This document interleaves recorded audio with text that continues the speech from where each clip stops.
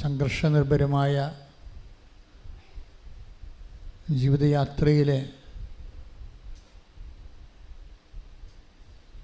അവനെ കൂട്ടുപോകുന്ന ഒരു ദൈവം, അതാണ് ഉടമ്പടിയുടെ ദൈവം. നിങ്ങളുടെ സങ്കടയാത്രയിൽ, സംഘർഷയാത്രയിൽ തൻ്റെ സാന്നിധ്യം കൊണ്ട് നിങ്ങൾക്ക് കൂട്ടുപോകുന്ന ഒരു ദൈവം. ഇത് എക്കാലത്തും ഉണ്ടായിരുന്നു. സുവിശേഷത്തിൻ്റെ സത്യസന്ധമായ വാഗ്ദാനമാണ്. പക്ഷേ നമ്മുടെ ജീവിതത്തിൽ, നമ്മുടെ സംഘർഷാത്മകമായ യാത്രയിൽ സമാശ്വാസത്തിൻ്റെ കൂട്ടിയാത്ര നടത്തുന്ന ദൈവം, അത് ഏറ്റവും ഈ കാലത്ത് കൂടുതൽ ആൾക്കാർക്ക് അനുഭവേദ്യമാകുന്നത് ഉടമ്പടിയിലൂടെയാണ്. കാര്യം ഉടമ്പടിയുടെ ആ സ്ട്രക്ചറിൽ തന്നെ, വാഗ്ദാനങ്ങൾ തന്നെ രണ്ട് തരത്തിലാണ് ദൈവത്തിൻ്റെ സാന്നിധ്യം വെളിവാക്കുന്നത്. ഒന്ന്, ഞാൻ തന്നെ നിൻ്റെ കൂടെ വരും എന്ന് പറയുന്ന ഭാഗങ്ങളുണ്ട്. ഇപ്പം നമ്മൾ പുറപ്പാടിൻ്റെ 23:2 ഒക്കെ എടുത്തു കഴിഞ്ഞാൽ ഞാൻ തന്നെ നിൻ്റെ കൂടെ വരും. പിന്നെ പുറപ്പാട് 33:14 അവിടെയെല്ലാം ദൈവം തന്നെ നമ്മുടെ കൂടെ വരുന്നതാണ്. ഇത് നമ്മൾക്ക് തോന്നും ഇങ്ങനെ നമ്മളൊരു ഗുഡ് മോർണിംഗ് പറയണ പോലെ ഒരു ആശംസയാണെന്ന് തോന്നും. ആശംസകളിൽ നിന്ന് അനുഭവങ്ങളിലേക്കുള്ള ദൂരം എനിക്ക് തോന്നുന്നത് പ്രാർത്ഥനയുടെ ദൂരമല്ലത്, അത് പ്രവൃത്തിയുടെ ദൂരമാണ്. നമ്മൾക്ക് I come with you wherever you go എന്ന് പറഞ്ഞു കഴിഞ്ഞാൽ, ഞാൻ നിൻ്റെ കൂടെ വരും, നീ എവിടെ പോയാലും എന്ന് പറയുമ്പോഴേ നമുക്ക് തോന്നും ഇതൊരു ആശംസയാണെന്ന് തോന്നും. ദൈവം പറയണത് ഒരു ആശംസയല്ലല്ലോ, ദൈവം പറയണത് ഒരു അനുഭവത്തിൻ്റെ പെർസ്പെക്റ്റീവിലാണ് സംസാരിക്കുന്നത്. അപ്പോൾ ഈ ആശംസയെ അനുഭവമാക്കുന്നത് നമ്മൾ ഇത്രയും നാൾ നമ്മൾ ഉപയോഗിച്ചിരുന്ന മെഷീനറി പ്രെയറാണ്. പക്ഷെ ആശംസകളെ അനുഭവമാക്കാൻ പ്രെയറിന് എന്തുമാത്രം സാധിക്കും എന്ന് നമുക്കറിയത്തില്ല. അതുകൊണ്ടാണ് ഉടമ്പടിയിൽ പ്രാർത്ഥനയ്ക്ക് പകരം പ്രവർത്തി വെച്ചിരിക്കുന്നത്. ഉടമ്പടിയുടെ പ്രഖ്യാപിതമായ ലക്ഷ്യങ്ങളിലൊന്ന്, വാഗ്ദാനങ്ങളിലൊന്ന് ദ പ്രസൻസ് ഓഫ് ഗോഡാണ്. അപ്പോൾ തോബിത്തിൻ്റെ പുസ്തകം വായിക്കുമ്പോഴേ 12:13 എടുത്ത്, തോബിത്ത് 12:13 ശ്രുതികട്ടെ. ഹല്ലേലൂയ ഹല്ലേലൂയ ഹല്ലേലൂയ ഹല്ലേലൂയ യേശുവേ നന്ദി. ഹല്ലേലൂയ ഹല്ലേലൂയ ഹല്ലേലൂയ ഹല്ലേലൂയ. തോബിത്ത് 12:13 ഭക്ഷണമേശയിൽ നിന്ന് എഴുന്നേറ്റ് ചെന്ന് മൃതദേഹം സംസ്കരിക്കാൻ മടിക്കാതിരുന്ന നിന്റെ സൽപ്രവൃത്തി എനിക്ക് അജ്ഞാതമായിരുന്നില്ല, ഞാൻ നിന്നോടൊപ്പം ഉണ്ടായിരുന്നു. ഇതാണ് വിഷയം. ഒന്നിട്ട് വായിച്ചേ. ഭക്ഷണമേശയിൽ നിന്ന് എഴുന്നേറ്റ് ചെന്ന് മൃതദേഹം സംസ്കരിക്കാൻ മടിക്കാതിരുന്ന നിന്റെ സൽപ്രവൃത്തി എനിക്ക് അജ്ഞാതമായിരുന്നില്ല, ഞാൻ നിന്നോടൊപ്പം ഉണ്ടായിരുന്നു. ഇത് ആഴമായ ഒരു സത്യമാണ്. എന്താ പറയണത്? ഭക്ഷണമേശയിൽ നിന്ന്, ആരാണ് ഭക്ഷണമേശയിൽ നിന്ന് എഴുന്നേറ്റ് പോയി മൃതശരീരം സംസ്കരിക്കാൻ പോയത്? തോബിത്ത് ദൈവമേ എന്നും പറഞ്ഞ് ജീവിച്ച ഒരാളാണ്. ഈ ദൈവമേ എന്നും പറഞ്ഞ് ജീവിക്കുന്നതും നമ്മുടെ എന്തെങ്കിലും കാഷ്വാലിറ്റിക്ക് ദൈവത്തെ കക്ഷി ചേർക്കുന്നതും രണ്ട് വിഷയമാണ്. ദൈവമേ എന്നും പറഞ്ഞ് ജീവിക്കുന്നതും നമ്മുടെ എന്തെങ്കിലും ഇൻസിഡൻറ്റ് വരുമ്പോൾ, ഇപ്പോൾ വണ്ടി തള്ളിയിട്ട് കയറണില്ല എന്നാൽ ഒരു കൈ ഒന്ന് തള്ളിക്കൊള്ളാൻ വേണ്ടി ദൈവത്തെ അവിടെ കക്ഷി ചേർക്കുകയും, വണ്ടി പാലം കടന്ന് കഴിയുമ്പോൾ അല്ലെങ്കിൽ ബമ്പ് കടന്ന് കഴിയുമ്പോൾ ഗുഡ് ബൈ പറഞ്ഞ് എന്നാൽ താങ്ക്സ് എന്ന് പറഞ്ഞ് വിടുന്നതും പലപ്പോഴും അങ്ങനെ നമ്മൾ ചെയ്യണത്. ദൈവത്തോട് കാണിക്കുന്ന ഒരു സമീപന രീതി അതാണ്. നമുക്ക് എന്തെങ്കിലും ഇഷ്യൂ വന്ന് ഇഷ്യൂവിന് നമ്മൾ പ്രാർത്ഥിക്കുന്നു, ദൈവത്തെ കക്ഷി ചേർക്കുന്നു, ദൈവം അത് നിർവഹിക്കുന്നു, ഗുഡ് ബൈ പറയുന്നു. ക്ലിയർ? ഇത് റിലേഷൻസ് നിങ്ങളൊന്ന് ശ്രദ്ധിക്കണം. ഇങ്ങനെ ഈ റിലേഷനാണ് ഉള്ളതെങ്കിൽ നമുക്ക് അധികകാലം ഈ ലൈഫിൽ ദൈവത്തെ കക്ഷി ചേർക്കാൻ, ദൈവത്തെ വരാൻ എന്തുമാത്രം സാധിക്കുമെന്ന് അറിയത്തില്ല. നമ്മളൊരു ഒരു പ്രഗ്മാറ്റിക്കാണ് ഈ കാര്യത്തിൽ. എന്ന് വെച്ച് കഴിഞ്ഞാൽ ഒരു വിഷയമുണ്ടായിരുന്നു, ആ വിഷയത്തിൽ നമ്മൾ ദൈവത്തിൽ ആശ്രയിച്ചു, ദൈവം നമ്മളെ സപ്പോർട്ട് ചെയ്തു. അത് കഴിയുമ്പോൾ ഗുഡ് ബൈ പറയും. പക്ഷേ അതും ദൈവം അങ്ങനെയല്ല ഉദ്ദേശിക്കണത്. ഒരു ഇടയ്ക്കൊന്ന് ഗുഡ് ബൈ പറഞ്ഞിട്ട് ടാറ്റ പറഞ്ഞിട്ട് വിടുന്ന ഒരു ബന്ധമേ നിനക്ക് ദൈവമായിട്ടുണ്ടെങ്കിൽ നിനക്കിനി ഈ വണ്ടി പല സമയത്ത് ഇനിയും കട്ടറിലേക്ക് കയറാൻ സാധ്യതയുണ്ട്. അപ്പം നീ ഒന്ന് ഇൻട്രോസ്പെക്റ്റ് ചെയ്യണം. എൻ്റെ ബന്ധമെന്ന് പറയണത് ഒരു പ്രോബ്ലം സെൻറ്റേഡ് ആണോ, ഒരു പ്രോബ്ലം ഉണ്ടാക്കുന്ന ഇഷ്യൂ ബേസ്ഡ് ആണോ? പലപ്പോഴും വരുന്നൊരു വിഷയം, what is your spirituality? Spirituality is issue based.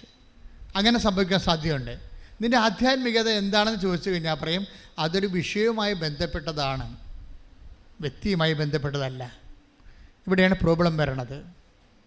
ഉടമ്പടി നിങ്ങളെ നിങ്ങളുടെ ആധ്യാത്മികതയെ വ്യക്തിയുമായി ആക്കും. നമ്മളുടെ സാധാരണഗതിയിൽ നമ്മുടെ ആധ്യാത്മികത വിഷയവുമായി ബന്ധപ്പെട്ടതാണ്. ഇതാണ് നമ്മുടെ ഒരു ദുരന്തമെന്ന് പറയുന്നത്. ഒരു വിഷയമുണ്ടായി, ആ വിഷയം ഇപ്പോൾ കോളേജ് അഡ്മിഷൻ്റെ കാലമാണ്, ഒരു വിഷയമായി, അപ്പനും അമ്മയും മക്കളും എല്ലാം കൃപാസനത്തിലുണ്ട് ഇല്ലേ? അഡ്മിഷൻ കിട്ടിക്കഴിയുമ്പോൾ ഗുഡ് ബൈ, തീർന്നു. പിന്നെ നിങ്ങളുടെ ജീവിതമായി.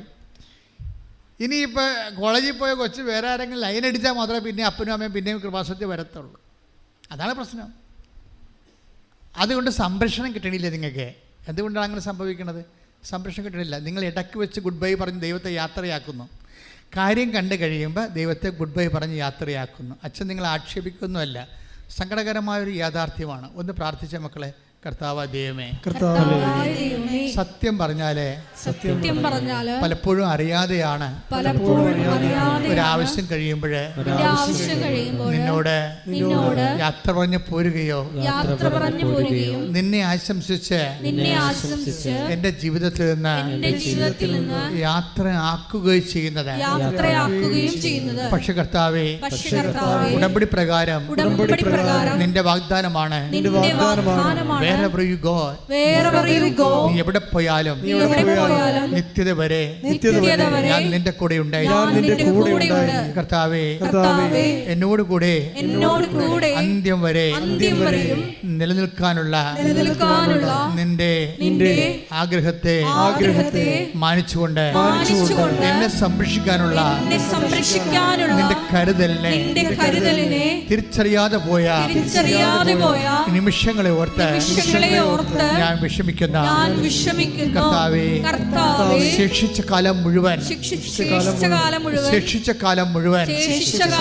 നിന്നെ വേർപിരിയാതെ കൈയോട് കൈ ചേർത്തുകൊണ്ട് കൊണ്ടുപോകാൻ ഒരുമിച്ച് യാത്രയാകാൻ ദൈവമേ എനിക്ക് പ്രത്യേക അഭിഷേകം നൽകണമേ. എന്നെ അനുഗ്രഹിക്കണമേ. സ്തുതിക്കട്ടെ. ഹല്ലേലൂയ, ഹല്ലേലൂയ, ഹല്ലേലൂയ, ഹല്ലേലൂയ, ഹല്ലേലൂയ. അങ്ങയോട് കൈപിടിച്ചുകൊണ്ട് നിന്നോട് കൂടെ യാത്ര ചെയ്യുവാൻ കൂടെയുണ്ടെന്നരുൾ ചെയ്തവൻ മാറാത്തവൻ, വാക്കുമാറാത്തവൻ, കൂടെയുണ്ടെന്നരുൾ ചെയ്തവൻ മാറുകില്ല, വാക്കുമാറുകില്ല,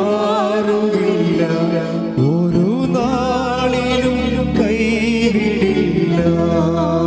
മാറാത്തവൻ, വാക്കുമാറാത്തവൻ, കൂടെയുണ്ടെന്നരുൾ ചെയ്തവൻ. മാറാത്തവൻ പാടാം. മാറാത്തവൻ, വാക്കുമാറാത്തവൻ, കൂടെയുണ്ടെന്നരുൾ ചെയ്തവൻ മാറുകില്ല, വാക്കുമാറുകില്ല, ഒരു നാളിലും കൈവിടില്ല. പരിശുദ്ധ പരമദിവ്യകാരുണ്യത്തിന് ആരാധനയും സ്തുതിയും പുകഴ്ചയും ഉണ്ടായിരിക്കട്ടെ. എൻ്റെ പ്രിയപ്പെട്ടവരെ, ഉടമ്പടി വാഗ്ദാനത്തിൻ്റെ പദ്ധതിയാണ്. ഉടമ്പടി is the project of promise. ആർക്കാണ് ആ പ്രോമിസ് ലഭിക്കണത്? ദൈവത്തിൻ്റെ വാഗ്ദാനം കിട്ടണത്. ദൈവത്തിൻ്റെ വാഗ്ദാനത്തിൻ്റെ പ്രത്യേകത എന്താണ്? അത് ദൈവം സത്യമായതുകൊണ്ട് തന്നെ ദൈവത്തിൻ്റെ വാഗ്ദാനങ്ങളും സത്യമായിരിക്കും. അതുപോലെ ഇരിക്കുകയോ അല്ലെങ്കിൽ അതിനോട് അറ്റപ്പറ്റ സംഭവിക്കുകയോ അല്ല. ഷാർപ്പായിട്ട് അത് തന്നെ സംഭവിക്കും. ഇപ്പോൾ ഇന്നലെ സിംഗപ്പൂരിൽ നിന്നൊരു സഹോദരി എൻ്റെ വാട്സപ്പിലോട്ട്, എനിക്കവരറിയാൻ പാടില്ല, അവർക്ക് ചിലപ്പോൾ എൻ്റെ നമ്പർ എവിടെ നിന്നോ കിട്ടിയിട്ട് അവർ വാട്സപ്പിലോട്ട് ഒരു പാട്ടിട്ട്, നല്ല സുന്ദരമായ രീതിയിൽ നല്ല പ്രൊഫഷണൽ സിംഗറാണെന്ന് തോന്നുന്നു, നന്നായിട്ട് പാടിയിട്ടുണ്ട്. അവർ തുടങ്ങുന്ന സഞ്ചാരി മാതാവേ എന്നാണ്, സഞ്ചാരി മാതാവേ. അപ്പോൾ ആലപ്പുഴയിൽ നിന്ന് ഞങ്ങളുടെ ഒരു സുഹൃത്ത് അച്ഛൻ സാംസൺ അച്ഛനെ വിളിച്ച് പറഞ്ഞു, ഈ ലേഡി നമ്മുടെ നാട്ടിൽ ഇവിടുത്തെ ഈ സ്ഥലത്ത് ഉള്ളതാണ്, അവരിവിടെ അകലെ താമസിക്കണം, മറ്റു രാജ്യങ്ങളിലെ ജോലി സംബന്ധമായ കാര്യത്തിൽ. അച്ഛനെ അവരെ പേഴ്സണലായിട്ട് അറിയാം, അവരിങ്ങനെ അച്ഛനെ പാട്ടയക്കുന്നുണ്ടെന്ന് എന്നോട് പറഞ്ഞിട്ടുണ്ടെന്ന് പറഞ്ഞു. ഞാൻ ആ പാട്ട് കേട്ടപ്പോൾ എനിക്ക് ഭയങ്കര ഇഷ്ടപ്പെട്ടു. കാര്യം സഞ്ചാരി മാതാവ് സഞ്ചാരം ചെയ്ത് കൂടെ വരണ അവരുടെ അവർക്കുണ്ടായി. അപ്പോൾ അവരിന്ന് എഴുതി, കുറച്ച് കഴിഞ്ഞപ്പോൾ അവരെഴുതിയ നോട്ട് ബുക്കിൻ്റെ ഫസ്റ്റ് പേജ് എനിക്കിങ്ങനെ സെൻഡ് ചെയ്ത് തന്നു.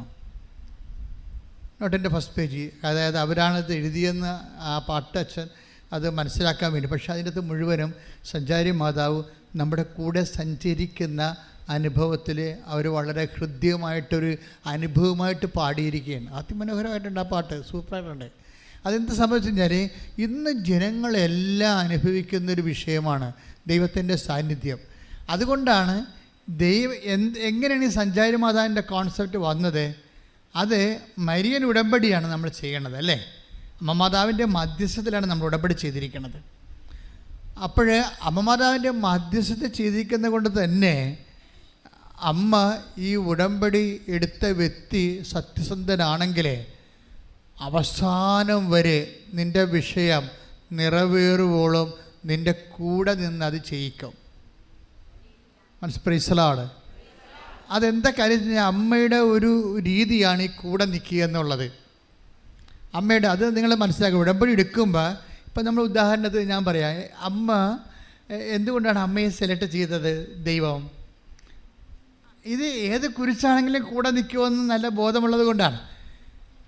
1000 പുരുഷനായി കണ്ടു, ഞാൻ ആരെ സ്ത്രീയായി കണ്ടില്ലെന്ന് പറയത്തില്ലേ സഭാപ്രസംഗി, അല്ലേ?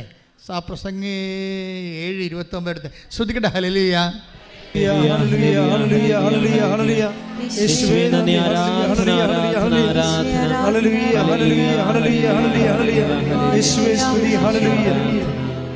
സഭാപ്രസംഗി 7:28. 1000 ഞാൻ പുരുഷനായി കണ്ടു എന്ന് പറഞ്ഞേ. 1000 ഞാൻ പുരുഷനായി കണ്ടു. എന്നാൽ ഒരുവളെയും സ്ത്രീയായി കണ്ടില്ല. എന്നിട്ട് എന്താ വെച്ചാൽ ദൈവം നമ്മൾ ഈശോ അമ്മയെ സ്ത്രീ എന്ന് വിളിക്കുമ്പോൾ നിങ്ങൾ ആ ഒരു രീതിയിൽ അത് മനസ്സിലാക്കേണ്ടത്. ദൈവം ഉദ്ദേശിക്കുന്ന സ്ത്രീയുടെ സ്വഭാവങ്ങളിൽ ഒന്നാണ് വിഷമസന്ധികളിൽ കൈവിടാതെ കൂടെ നിൽക്കുന്നത്. ആ ദൈവത്തിൻ്റെ സ്വഭാവമാണ്. ദൈവം ഉദ്ദേശിക്കുന്ന ഇപ്പം അമ്മ എന്താണ് ആദ്യമേ കർത്താവ് നീ ഗർഭം ധരിച്ചൊരു പുത്രനെ പ്രസവിക്കുമെന്ന് പറയുമ്പോഴേ അമ്മ അതിന് മറുപടി പറഞ്ഞ എന്താണ്? ഇതാ കർത്താവിൻ്റെ ദാസി, നിൻ്റെ വചനം പോലെ എന്നിൽ നിറവേറട്ടെ. Take the word of God. ശ്രദ്ധിക്കട്ടെ. ഹല്ലേലൂയ, ഹല്ലേലൂയ, ഹല്ലേലൂയ, ഹല്ലേലൂയ, ഹല്ലേലൂയ, ഹല്ലേലൂയ. Read it again. ലൂക്ക 1:38. ലൂക്ക 1:38. മറിയം പറഞ്ഞു, മറിയം പറഞ്ഞു, ഇതാ കർത്താവിന്റെ ദാസി, നിന്റെ വാക്ക് എന്നിൽ നിറവേറട്ടെ. അപ്പൊ എന്താ അവസാനം പറഞ്ഞ വാക്ക് എന്താ? നിന്റെ വാക്ക് എന്നിൽ നിറവേറട്ടെ, അല്ലേ? ക്ലിയർ അല്ലേ?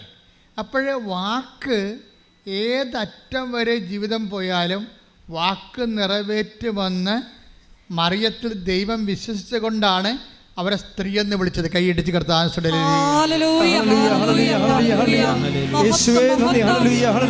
പരിശുദ്ധ അമ്മയ്ക്ക് വലിയ മഹത്വം കൊടുക്കുന്ന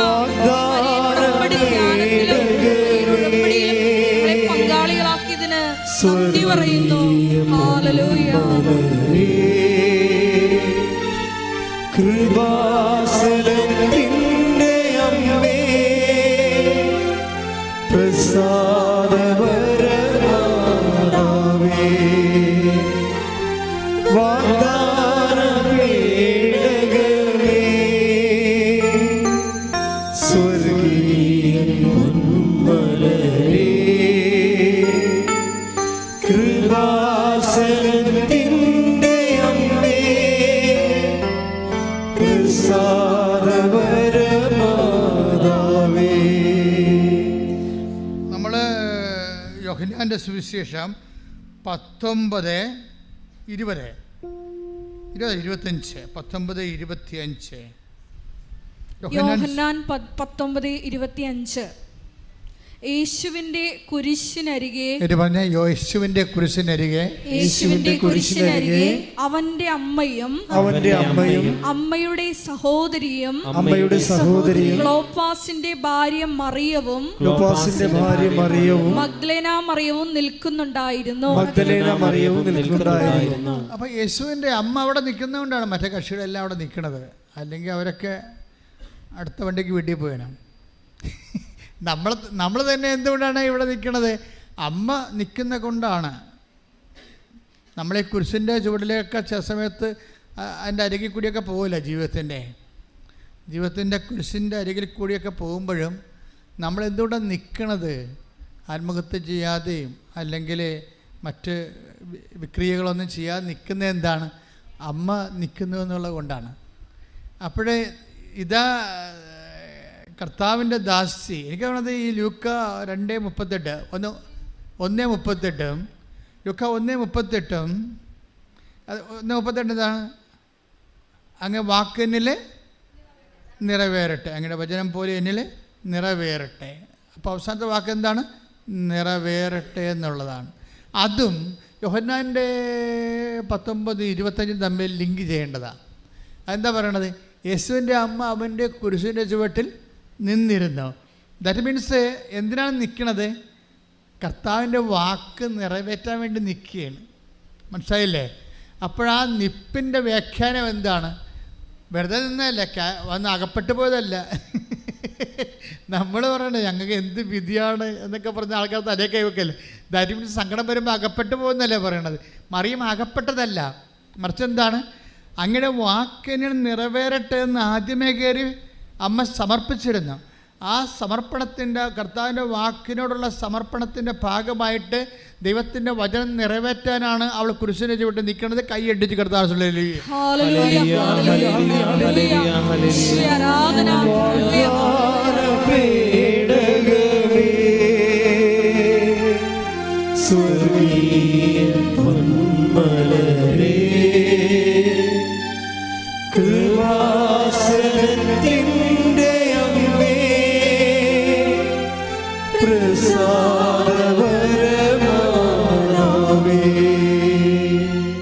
ഇന്നലെ ഒരു റിയാലിറ്റി ഷോയിലുള്ള ആൾ ഞാൻ സാക്ഷിയിട്ടിട്ടുണ്ട്. ഒരു സാക്ഷ്യം പറഞ്ഞായിരുന്നു. അയാൾക്ക് 2 കുഞ്ഞുങ്ങളുണ്ട്, ആൺകുഞ്ഞുങ്ങളെ. അപ്പോൾ അദ്ദേഹത്തിൻ്റെ ആഗ്രഹം ഒരു ആൺകുഞ്ഞും കൂടി വേണമെന്നുള്ളതാണ്.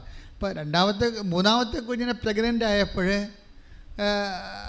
കുഞ്ഞിൻ്റെ എല്ലാം ഓക്കെ, ബ്രെയിനൊക്കെ ഓക്കെയാണ്, ഹാർട്ട് ഓക്കെയാണ്. പക്ഷെ ശ്വാസകോശം ചുങ്ങിപ്പോയതാണ്. അത് കുടലും പണ്ടവും എല്ലാം ആമാശയം ഉൾപ്പെടെ അങ്ങോട്ട് ഇടിച്ച് കയറി നിൽക്കണ കാരണം ശ്വാസകോശം ചെറുതായിപ്പോയി. അപ്പോൾ ഓക്സിജൻ എടുക്കണില്ല. അപ്പോൾ ഇത് അറിഞ്ഞോടുകൂടി ഇയാൾക്ക് ഭയങ്കരമായ കരച്ചിലാണ്.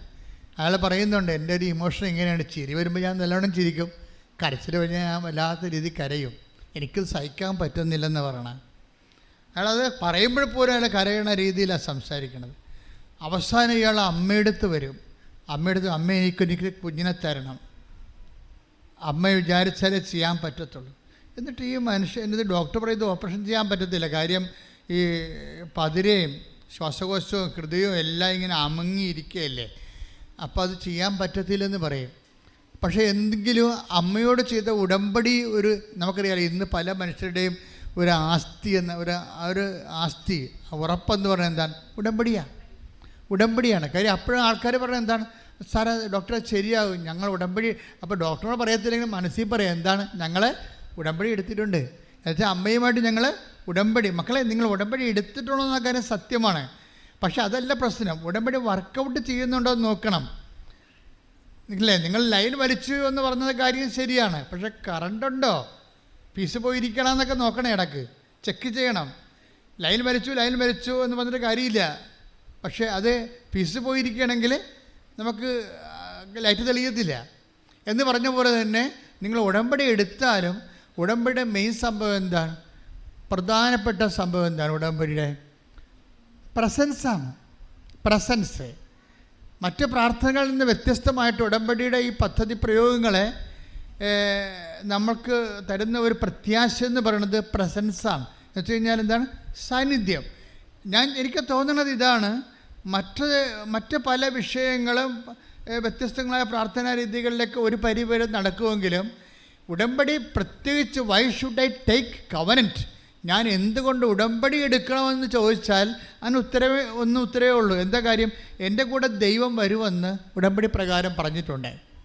എൻ്റെ കൂടെ ദൈവം വരും. അത് സഞ്ചാരി മാതാവ് തൻ്റെ കൂടെ വരുന്നത് എല്ലാവരുടെയും അനുഭവമാണ്.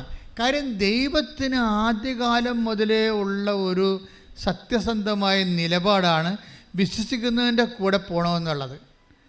അത് പുതിയതല്ല, വിശ്വസിക്കുന്നതിൻ്റെ കൂടെ. ഇപ്പം നമ്മൾ 23-20 എടുത്ത പുറപ്പാട് ശ്രദ്ധിക്കട്ടെ. ഹല്ലേലൂയ ഹല്ലേലൂയ ഹല്ലേലൂയ ഹല്ലേലൂയ ഹല്ലേലൂയ യേശുവേ നന്ദി. ഹല്ലേലൂയ ഹല്ലേലൂയ ഹല്ലേലൂയ ഹല്ലേലൂയ ഹല്ലേലൂയ ഹല്ലേലൂയ ഹല്ലേലൂയ ഹല്ലേലൂയ.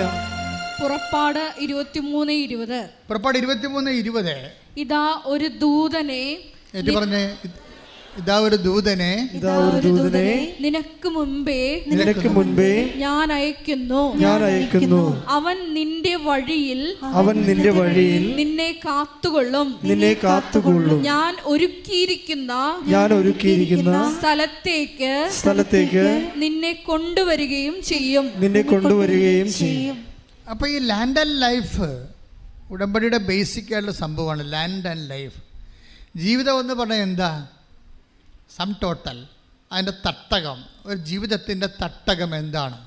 ജീവിതം മീൻസ് ലൈഫ്. ലൈഫിൻ്റെ തട്ടകം എന്താണ്? ലാൻഡാണ്. ലാൻഡ്, അതായത് ഉടമ്പടിയുടെ ബേസിക് ആയിട്ടുള്ള എല്ലാം എന്താണ്?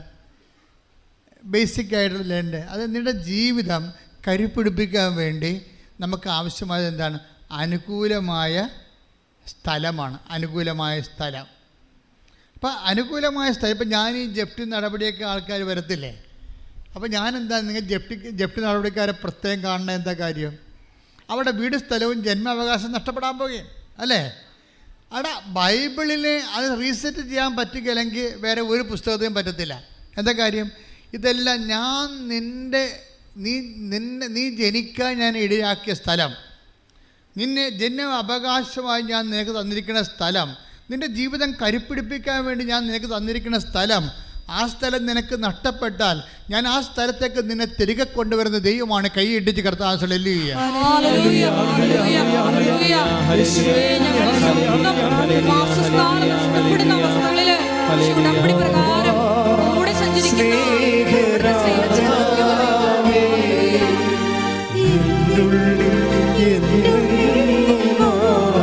സ്വരത്തില് സന്തോഷത്തോടെ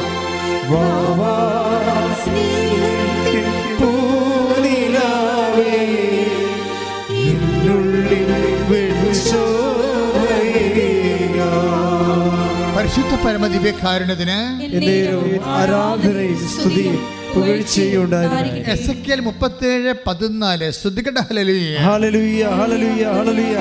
യേശു പരമദിവ്യകാരുണ്യത്തിന് ആരാധനയും സ്തുതിയും പുകഴ്ചയും ഉണ്ടായിരിക്കട്ടെ. എസെക്കിയേൽ 37:14.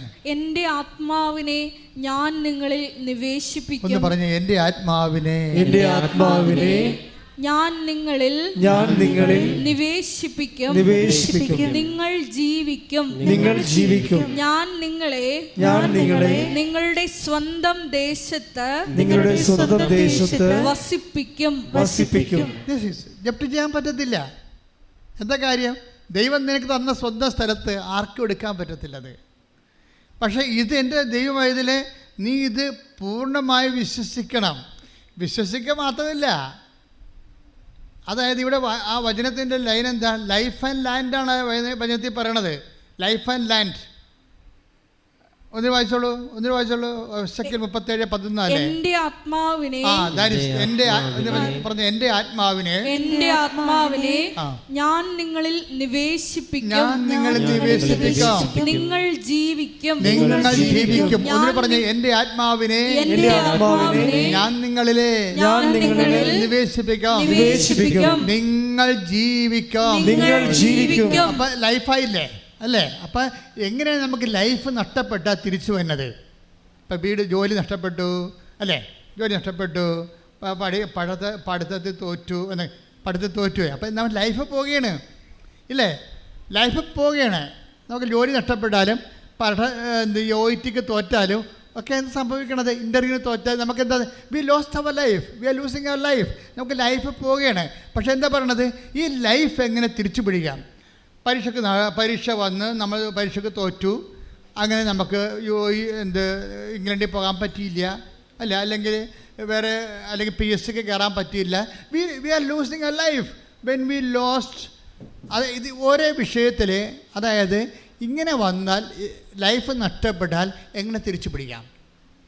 എങ്ങനെ തിരിച്ചു പിടിക്കണം? എസെക്കേൽ എന്താ പറയണത്? എസെക്കേൽ 37:14 എന്താ പറയണത്? എൻ്റെ ആത്മാവിനെ പറഞ്ഞേ, എൻ്റെ ആത്മാവിനെ ഞാൻ നിങ്ങളിൽ നിവേശിപ്പിക്കും. നിങ്ങൾ ജീവിക്കും. അപ്പൊ ജീവിക്കണവരുടെ കണ്ടല്ലേ? ജീവിക്കണം. അപ്പം ജീവിതത്തിൽ എന്തെങ്കിലും പരീക്ഷയോ അല്ലെങ്കിൽ കച്ചവടം പൂട്ടിപ്പോയി. ഇന്നലത്തെ ഒരു സത്യദാസിൻ്റെ സാക്ഷ്യം ട്രിവാൻഡ്രം ആണ്, അവിടുത്തെ ഇടവേക്കാരനാണ്. സത്യദാസ് എന്താ പറയുന്നത് വെച്ച് കഴിഞ്ഞാൽ, സത്യദാസിന് റീസർവേ പണ്ട് നടന്നപ്പോൾ പുള്ളിയുടെ 3 കട പുള്ളിക്കുണ്ടായിരുന്നു. 3 കച്ചവടം, പിടിയക്കട. അതിന് 2 എണ്ണം വേറെ ആൾക്കാരുടെ പേരിലായിപ്പോയി. വല്ല പരിപാടിയുണ്ട്.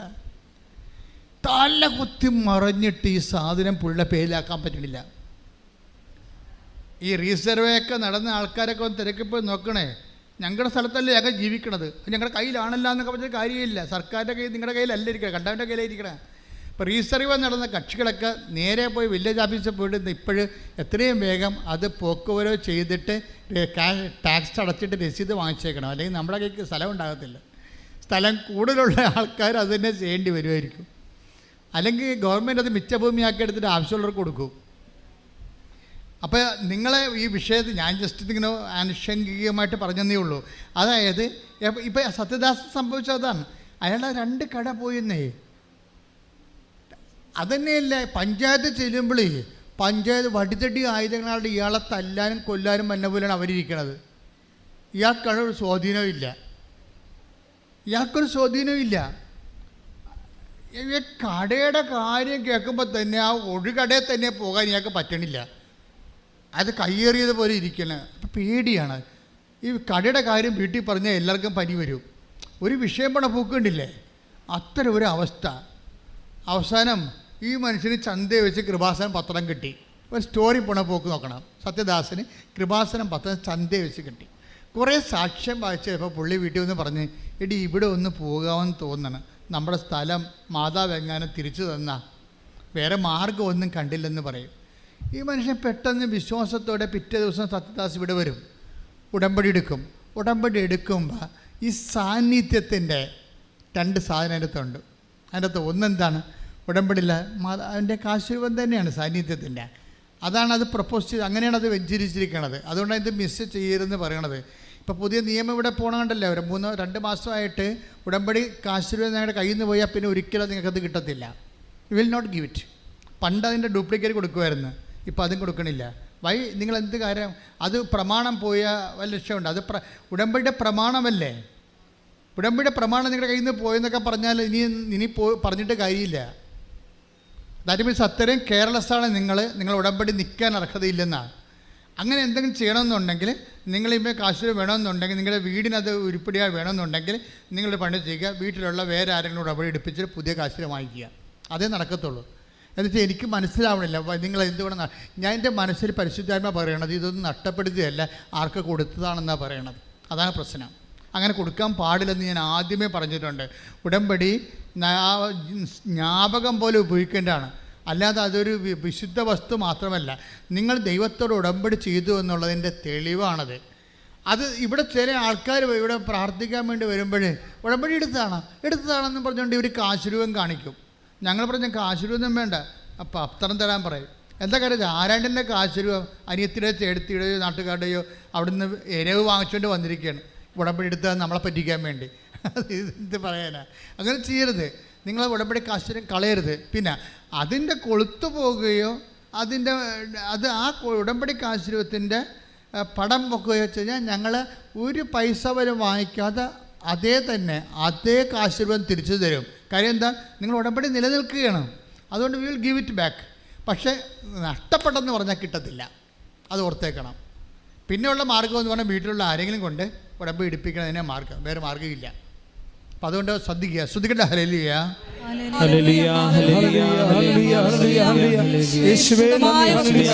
വിശുദ്ധിയോടെ കൈകാര്യം ചെയ്യാനുള്ള കൃപ ഉടമ്പടി എടുത്ത് ഞങ്ങൾക്ക് എല്ലാവർക്കും നൽകണമേ. ഹല്ലേലൂയ. പരിശുദ്ധ പരമദിവ്യകാരുണ്യത്തിന്. അപ്പോൾ ഇപ്പോൾ പരിശുദ്ധാത്മാവ് നമ്മളോട് സംസാരിച്ചുകൊണ്ടിരിക്കുന്നത് ഇതാണ്: എങ്ങനെയാണ് ലൈഫ് തിരിച്ചു പിടിക്കണത്, ലൈഫ് നഷ്ടപ്പെടുമെന്ന് വിചാരിക്കുക. ഇപ്പം സത്യദാസിൻ്റെ വിഷയം എന്താണ്? സത്യദാസ് ഉടമ്പടി എടുത്ത ശേഷം ഉടനെ അയാളത് പൂർണ്ണമായി വിശ്വസിച്ചു എന്നുള്ളതാണ്. എൻ്റെ മക്കളെ, ഈ പൂർണ്ണമായി വിശ്വസിക്കാത്തൊരു ഉടമ്പടി എടുക്കരുത് കേട്ടോ. അത് വളരെ ശ്രദ്ധിക്കേണ്ട കാര്യമാണ്. നാട്ടുകാരെടുത്തല്ലോ, വീട്ടുകാരെടുത്തല്ലോ, കൂട്ടുകാരെടുത്തെന്നൊക്കെ പറഞ്ഞുകൊണ്ട് വന്ന് നിങ്ങൾ ഉടമ്പടി എടുക്കരുത്. ആ ഉടമ്പടി എന്ന് പറഞ്ഞാൽ നിങ്ങളൊരു ദൈവവുമായിട്ടുള്ള ബയലാറ്ററൽ എഗ്രിമെൻ്റാണ്. ആ എഗ്രിമെൻറ്റിന് ആദ്യം തന്നെ നിങ്ങൾ ഈ പ്രമാണം വായിച്ച് കേൾക്കുമെന്ന് പറഞ്ഞിട്ടില്ലേ? ഇപ്പം നിങ്ങൾ രജിസ്റ്റർ ഓഫീസിൽ ചെല്ലുമ്പോൾ രജിസ്റ്റർ നമ്മളെന്താ ചോദിച്ചത്? പണം കൊടുത്തോ എന്ന്, കൈപ്പറ്റിയോ എന്ന് ചോദിക്കുമ്പോൾ അയാൾ കൈപ്പറ്റിയെന്ന് പറയും, പണം കിട്ടിയെന്ന് പറയും. പിന്നെ മറ്റുള്ളവരോട് ചോദിക്കണത് എന്താണ്? ആധാരം വായിച്ചു നോക്കിയോ, അല്ലേ? അങ്ങനെ ചോദിക്കത്തില്ലേ? ആധാരം വായിച്ചു നോക്കി. അപ്പോൾ ഇവർ പറയാം വായിച്ചു നോക്കിയെന്ന് പറയും. എവിടാ വായിച്ചു നോക്കിയെങ്കിൽ പിന്നെ എന്തിനാണ് കൃപാസനത്തിൽ വന്നിട്ട് വഴിയില്ലെന്ന് പറയണത്? അപ്പോൾ വായിച്ചു നോക്കില്ലെന്നല്ല എൻ്റെ അർത്ഥം. അച്ഛൻ ഒരു അബദ്ധം പറ്റിപ്പോയി, ചതിയായിപ്പോയി. എന്ത് പറ്റി? പ്രമാണം കിട്ടി, പക്ഷേ അതിൻ്റെ സ്ഥലമുണ്ട്, എല്ലാം ഉണ്ട്, പക്ഷേ വഴിയില്ലെന്ന്. പിന്നെ ഹെലികോപ്റ്റർ ഇറങ്ങാൻ പോണം, അതിനുവേണ്ടി പ്രളയം ഇടേണ്ടി വരും മിക്കവാറും. അതാ പ്രശ്നം. അതാ വായിച്ചു നോക്കില്ലെന്ന് അർത്ഥം. ഇങ്ങനെ കുറേ അണ്ണന്മാർ ഉടമ്പടി ചെയ്തിട്ടുണ്ട് വായിച്ചു നോക്കാതെ കറക്റ്റായിട്ട്. പക്ഷേ സത്യദാസ് അങ്ങനെയല്ല. ഏറ്റവും കാര്യങ്ങൾ വായിച്ചു നോക്കി, അതിൻ്റെ അത് നമുക്ക് തരുന്ന പ്രോമിസ് എന്താണെന്ന് നോക്കി. പ്രോമിസ് എന്താണ്? ഞാൻ നിൻ്റെ കൂടെ വരും. എങ്ങനെയാണ്? ഞാൻ തന്നെ നിൻ്റെ കൂടെ വരും, നിന്നെ ആശ്വസിപ്പിക്കണം. 33:14 ശ്രദ്ധിക്കട്ടെ. ഹല്ലേലൂയ, ഹല്ലേലൂയ, ഹല്ലേലൂയ, ഹല്ലേലൂയ. യേശുവേ നന്ദി, യേശുവേ സ്തുതി. ഹല്ലേലൂയ. പുറപ്പാട് 33:14. പുറപ്പാട് 33:14. കർത്താവ് പറഞ്ഞു, ഞാൻ തന്നെ നിന്നോട് കൂടെ വരികയും. കൈയടിച്ച് നിന്നോട് കൂടെ വരികയും. ഹല്ലേലൂയ, ഹല്ലേലൂയ, ഹല്ലേലൂയ, ഹല്ലേലൂയ, ഹല്ലേലൂയ.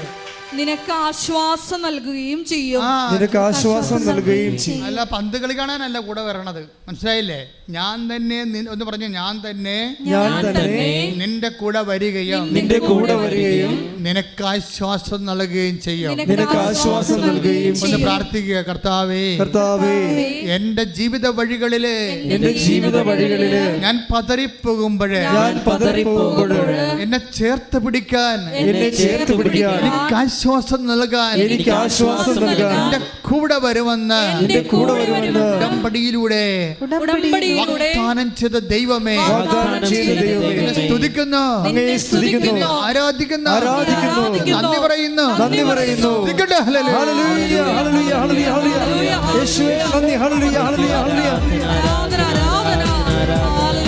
കാരുണ്യത്തിന് ആരാധനയും സ്തുതിയും പുകഴ്ചയും ഉണ്ടായിരിക്കട്ടെ. 33:14 എന്താണ് പറയണത്? ഞാൻ തന്നെ നിന്റെ കൂടെ വരികയും ഞാൻ തന്നെ നിന്നോട് കൂടെ വരികയും നിനക്ക് ആശ്വാസം നൽകുകയും ചെയ്യും. അപ്പൊ സത്യദാസ് അത് അതുപോലെ വിശ്വസിക്കുകയാണ്. പലർക്കും പറ്റാൻ വരണ അബദ്ധം എന്താണെന്നറിയാമോ? എല്ലാവരും ഇടിച്ചു തല്ലി ഉടമ്പടി ചെയ്യും, അവിടെ പറയണതൊക്കെ കേൾക്കണത്. എപ്പോഴാണ് ഈ ക്ലാസ് തീരണ അറിയത്തില്ല. കുറേ ഇനി എത്ര സമയം എടുക്കും? 1 മണിക്കൂർ എടുക്കുക. അപ്പോൾ ഈ താഴെപ്പോയിട്ട് എന്തായിരിക്കും? താഴെപ്പോയിട്ട് 1.5 മണിക്കൂറുണ്ടാവും. 2.5 മണിക്കൂർ. അപ്പോൾ എപ്പോഴാണ് ഭക്ഷണം കഴിക്കണം? ഇങ്ങനെയാണ് ആൾക്കാർ നിൽക്കണത്. അതുകൊണ്ടാണ് ഉടമ്പടി ചില ആൾക്കാർക്ക് കൊടുക്കണത്. അത് സത്യദാസ് അങ്ങനെയല്ല, ഞാൻ തന്നെ നിൻ്റെ കൂടെ വരും. അപ്പോൾ കർത്താവ് എൻ്റെ കൂടെ വരാമെന്ന് പറഞ്ഞിട്ടുണ്ട്. പിന്നെ എന്താണ്, എനിക്ക് ആശ്വാസം നൽകുകയും ചെയ്യും. എന്നെ ആശ്വസിക്കാരെ എനിക്ക് എൻ്റെ വസ്തു കണ്ടവൻ കൊണ്ടുപോയില്ലേ. ഞാൻ പഞ്ചായത്ത് ചെല്ലുമ്പോൾ അവരെന്നെ തല്ലാനും കൊല്ലാനും എന്നെ പോലെയാണ് എന്നെ നോക്കണത്. അപ്പം ഞാൻ ഇനി അടുത്ത് പോകാനാണ്, എനിക്ക് കർത്താവേ ഉള്ളൂ. എന്നിട്ട് ഈ മനുഷ്യൻ പിറ്റേ ദിവസം തന്നെ ഉടമ്പടി കാശ്വര്യം കൊണ്ട് വിശ്വാസം പ്രമാണം ചൊല്ലിക്കൊണ്ട് പഞ്ചായത്ത് ഓഫീസിൽ പോകും. ഇയാളെ ഓടിച്ചിട്ട് തൊഴിച്ചെന്ന് പറഞ്ഞിട്ട് ബഹളം ഉണ്ടാക്കി വിരട്ടി ഓടിച്ച് സെക്രട്ടറി എടുത്ത് ചെല്ലും. അപ്പം സംഭവിക്കണം, ഈ വിശ്വാസ പ്രമാണം ചൊല്ലി ഈ ഉടമ്പടി കാശ്വര്യം ഹോൾഡ് ചെയ്തുകൊണ്ട് വിശ്വാസ പ്രമാണം ചൊല്ലി ഈ മനുഷ്യൻ പഞ്ചായത്ത് ഓഫീസിൽ ചെല്ലുമ്പോൾ തന്നെ സെക്രട്ടറി കസ്റ്റഡി ഇട്ട് കൊടുക്കും. എന്നിട്ട് ഉടനെ ഇങ്ങോട്ട് പറയും, നിങ്ങളുടെ കാര്യമെല്ലാം സെറ്റാകാൻ പോകും, ഞാൻ ഇന്ന് തന്നെ അത് കറക്റ്റ് ചെയ്തോളാം. വിതിൻ നോ ടൈം 2 കടയും പുള്ളിയുടെ പേര് എഴുതി കൊടുത്തിട്ട് രസീതും കൊടുത്ത് ശ്രുതിക്കട്ടെ. ഹല്ലേലൂയ.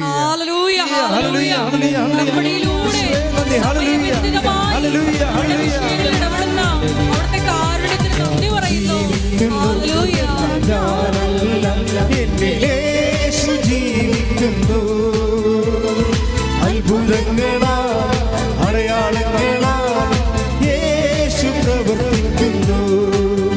ഞാൻ ജീവിക്കുന്നു എന്നാൽ ഞാനല്ല, എന്നിൽ യേശു ജീവിക്കുന്നു. അത്ഭുതങ്ങളാ അടയാളങ്ങളാ യേശു പ്രവർത്തിക്കുന്നു. യേശു പ്രവർത്തിക്കുന്നു. എൻ്റെ പ്രിയപ്പെട്ടവരെ, ഉടമ്പടിയുടെ ഫലപ്രാപ്തി ഇരിക്കുന്നത് ഈ വാഗ്ദാനങ്ങളിലുള്ള നമ്മുടെ വിശ്വാസത്തിൻ്റെ അടിസ്ഥാനത്തിലാണ്.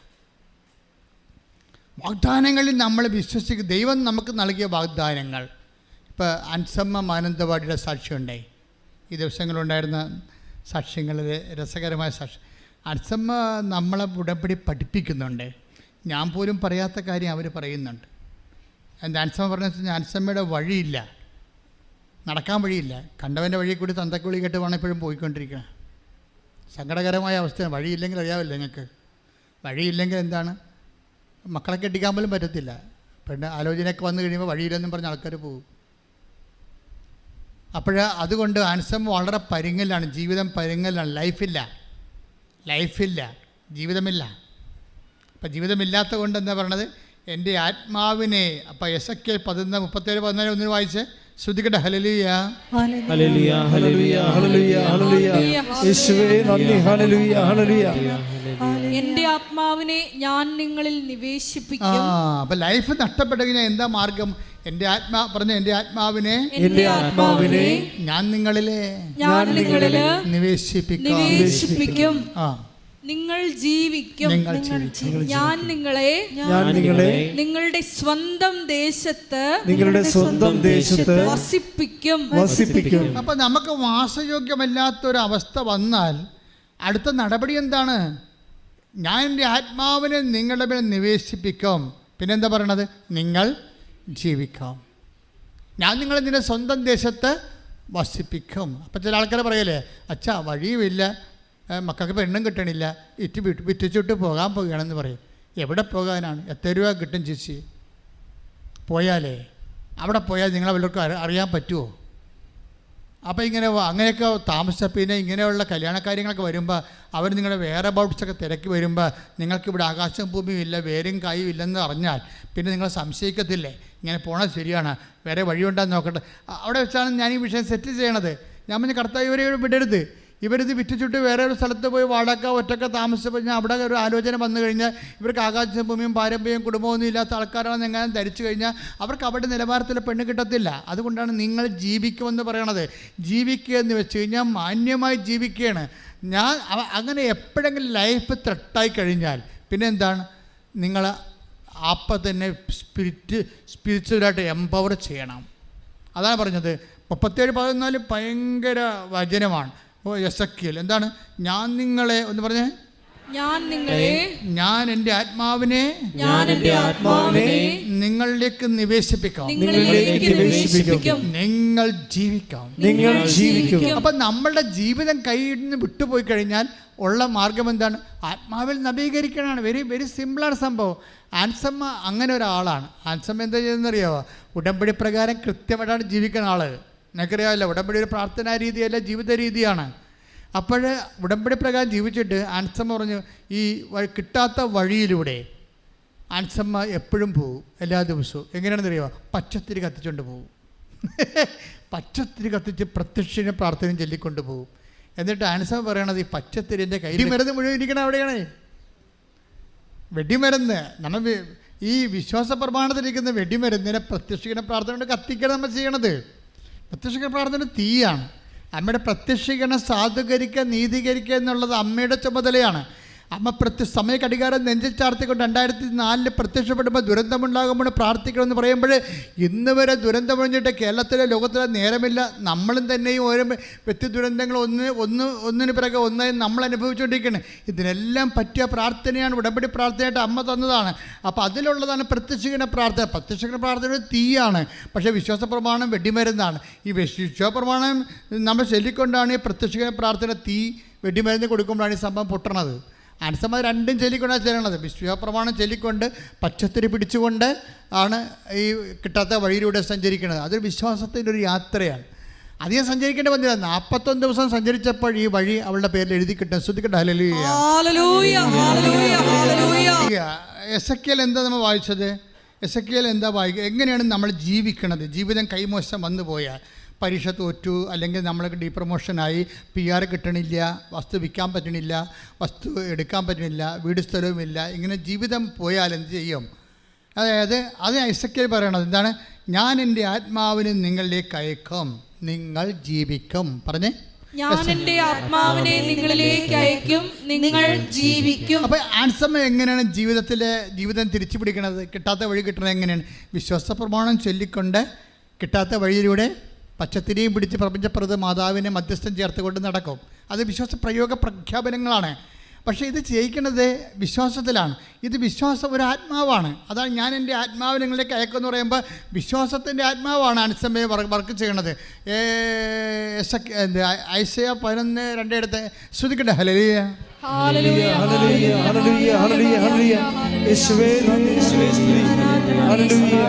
ഐസയ 11:2 കർത്താവിന്റെ ആത്മാവ്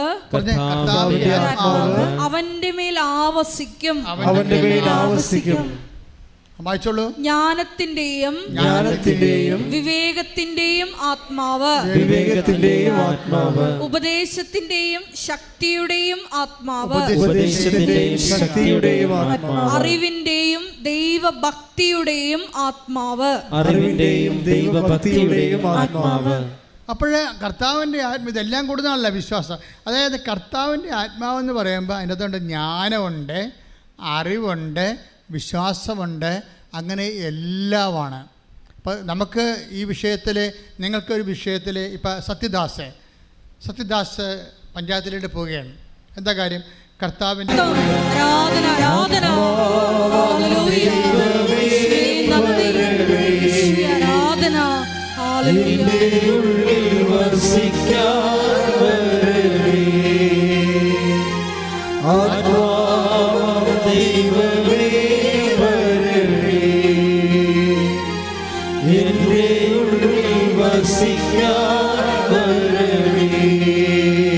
പരിശുദ്ധ പരമദിവ്യകാരുണ്യത്തിന് ആരാധനയും സ്തുതിയും പുകഴ്ചയും ഉണ്ടായിരിക്കട്ടെ. അപ്പോൾ പരിശുദ്ധാത്മാവ് ഒരേ സമയം തന്നെ വ്യക്തി ശക്തിയുമായതുകൊണ്ട് എന്തുകൊണ്ടാണ് പരിശുദ്ധാത്മാവിലേക്ക് ഇപ്പോൾ ടോക്ക് വരാൻ കാരണം എന്താണ്?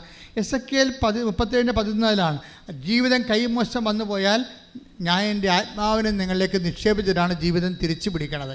അപ്പോൾ ഉടമ്പടിയിലൂടെ നിങ്ങൾക്ക് ലഭിക്കുന്ന ജീവിതം തിരിച്ചു പിടിക്കലാണ്. അതിൽ നിങ്ങൾക്ക് അടിസ്ഥാനപരമായിട്ട് ദൈവം എന്താ ചെയ്യണത്?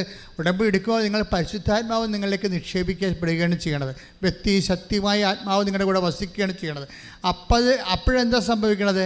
ഈ പരിശുദ്ധാത്മാവ് വേദനിക്കാതിരിക്കാനും നിർവീര്യമായി, ഇപ്പം പരിശുദ്ധാത്മാവ് എഫെസ്യസ് 4:30 അനുസരിച്ച് വേദനിക്കാതിരിക്കാനും, പരിശുദ്ധാത്മാവ് 1 Thessalonians 5:19 അനുസരിച്ച് നിർവീര്യമാകാതിരിക്കാനും നമ്മൾ എന്താണ് ചെയ്യേണ്ടത്? ഫിലിപ്പിയർ 2:14. Take the word of God. ഫിലിപ്പിയർ 2:14. ശ്രദ്ധിക്കട്ടെ.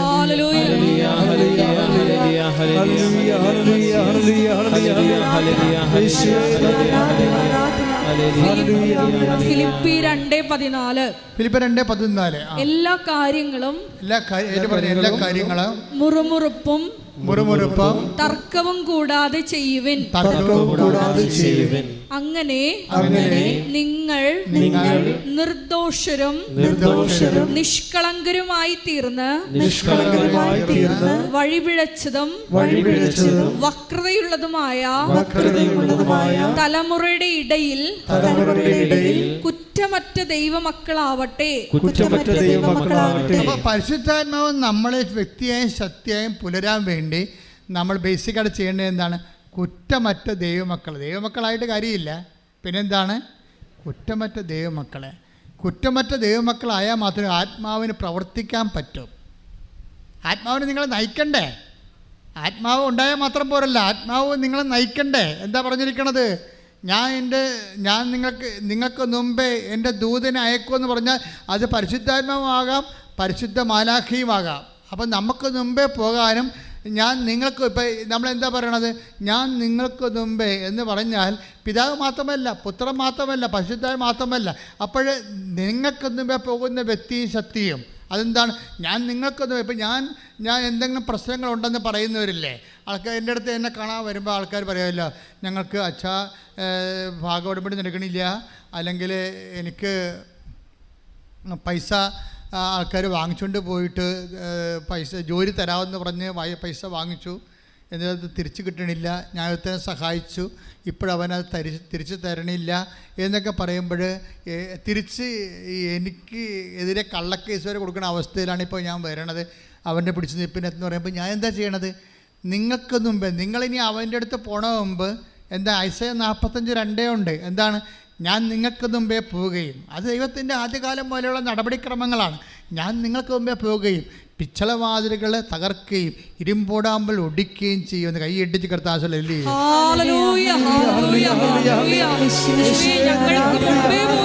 ഞങ്ങളുടെ ശത്രുക്കളെ തുരത്തി ഓടിക്കുന്ന അവിടുത്തെ സാന്നിധ്യത്തിന് നന്ദി പറയുന്നു. പറയുമ്പോഴേ എത്ര ഉടമ്പടി നിങ്ങൾ സാക്ഷ്യം കേൾക്കണില്ലേ? എത്ര പേരാണ്? ഒരു ബാങ്ക് തന്നില്ലെങ്കിൽ അവിടെ പിത്തളവാതിലാണെങ്കിൽ കർത്താവ് തകർത്തുകൊണ്ട് അടുത്ത വാതിലൂടെ കർത്താവ് നിനക്കത് തരും. നീ മനസ്സ് തിരിച്ചു പോകേണ്ട കാര്യമില്ല. എന്താണ്? നമുക്ക് തന്നിരിക്കുന്ന വാഗ്ദാനമാണ്. ഞാൻ നിനക്ക് മുമ്പേ പോകും, പിത്തളവാതിൽ തകർക്കും, ഇരുമ്പോടാമ്പൽ ഒടിക്കും, മലകൾ നിരപ്പാക്കും. കൈയടിച്ച് കർത്താവല്ലേ.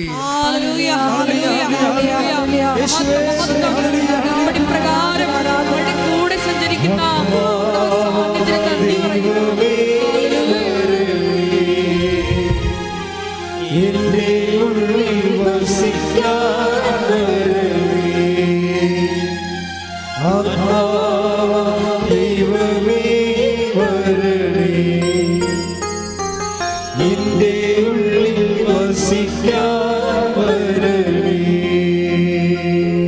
എൻ്റെ മക്കളെ, എന്തുകൊണ്ടാണ് ഇങ്ങനെ ഇതിൻ്റെ മെക്കാനിസം ഡൈനാമിക്സൊക്കെ അറിഞ്ഞിരിക്കണം. ഇപ്പോൾ ഈ വചനം എങ്ങനെയാണ് ഇപ്പോൾ പരിശുദ്ധാത്മാ നയിച്ചുകൊണ്ട് പോണത്? അതായത് ഒന്ന് എസെക്കിയേൽ ഇവിടുന്ന് കിട്ടിയത്. ഇപ്പം ഞാൻ ഇവിടെ വന്നപ്പോൾ ദേശീയ ഇതൊക്കെ പറയണത് നേരത്തെ പറഞ്ഞല്ലല്ലോ. എസെക്കിയേൽ 37:14 എന്താ പറയണത്? നിങ്ങളുടെ ലൈഫ് നഷ്ടപ്പെട്ടാൽ ഞാൻ റീഇൻസ്റ്റേറ്റ് ചെയ്യും. എങ്ങനെയാണ്? ഞാൻ എൻ്റെ ആത്മാവ് നിങ്ങളുടെ കയക്കുമെന്ന് പറയാം അല്ലേ? അപ്പോൾ ആത്മാവ് വന്നാലും ഒരു പ്രശ്നമുണ്ട്. എന്താ കാര്യം? ആത്മാവിനാൽ നമ്മൾ നയിക്കപ്പെടണ്ടേ? ആത്മാവിനാൽ നയിക്കപ്പെടുമ്പോഴാണ് എന്താ? ഇപ്പോൾ ഉദാഹരണത്തിന് റോമർ 8:14 എടുത്ത് ശ്രുതിക്കട്ടെ. ഹല്ലേലൂയ ഹല്ലേലൂയ ഹല്ലേലൂയ ഹല്ലേലൂയ ഹല്ലേലൂയ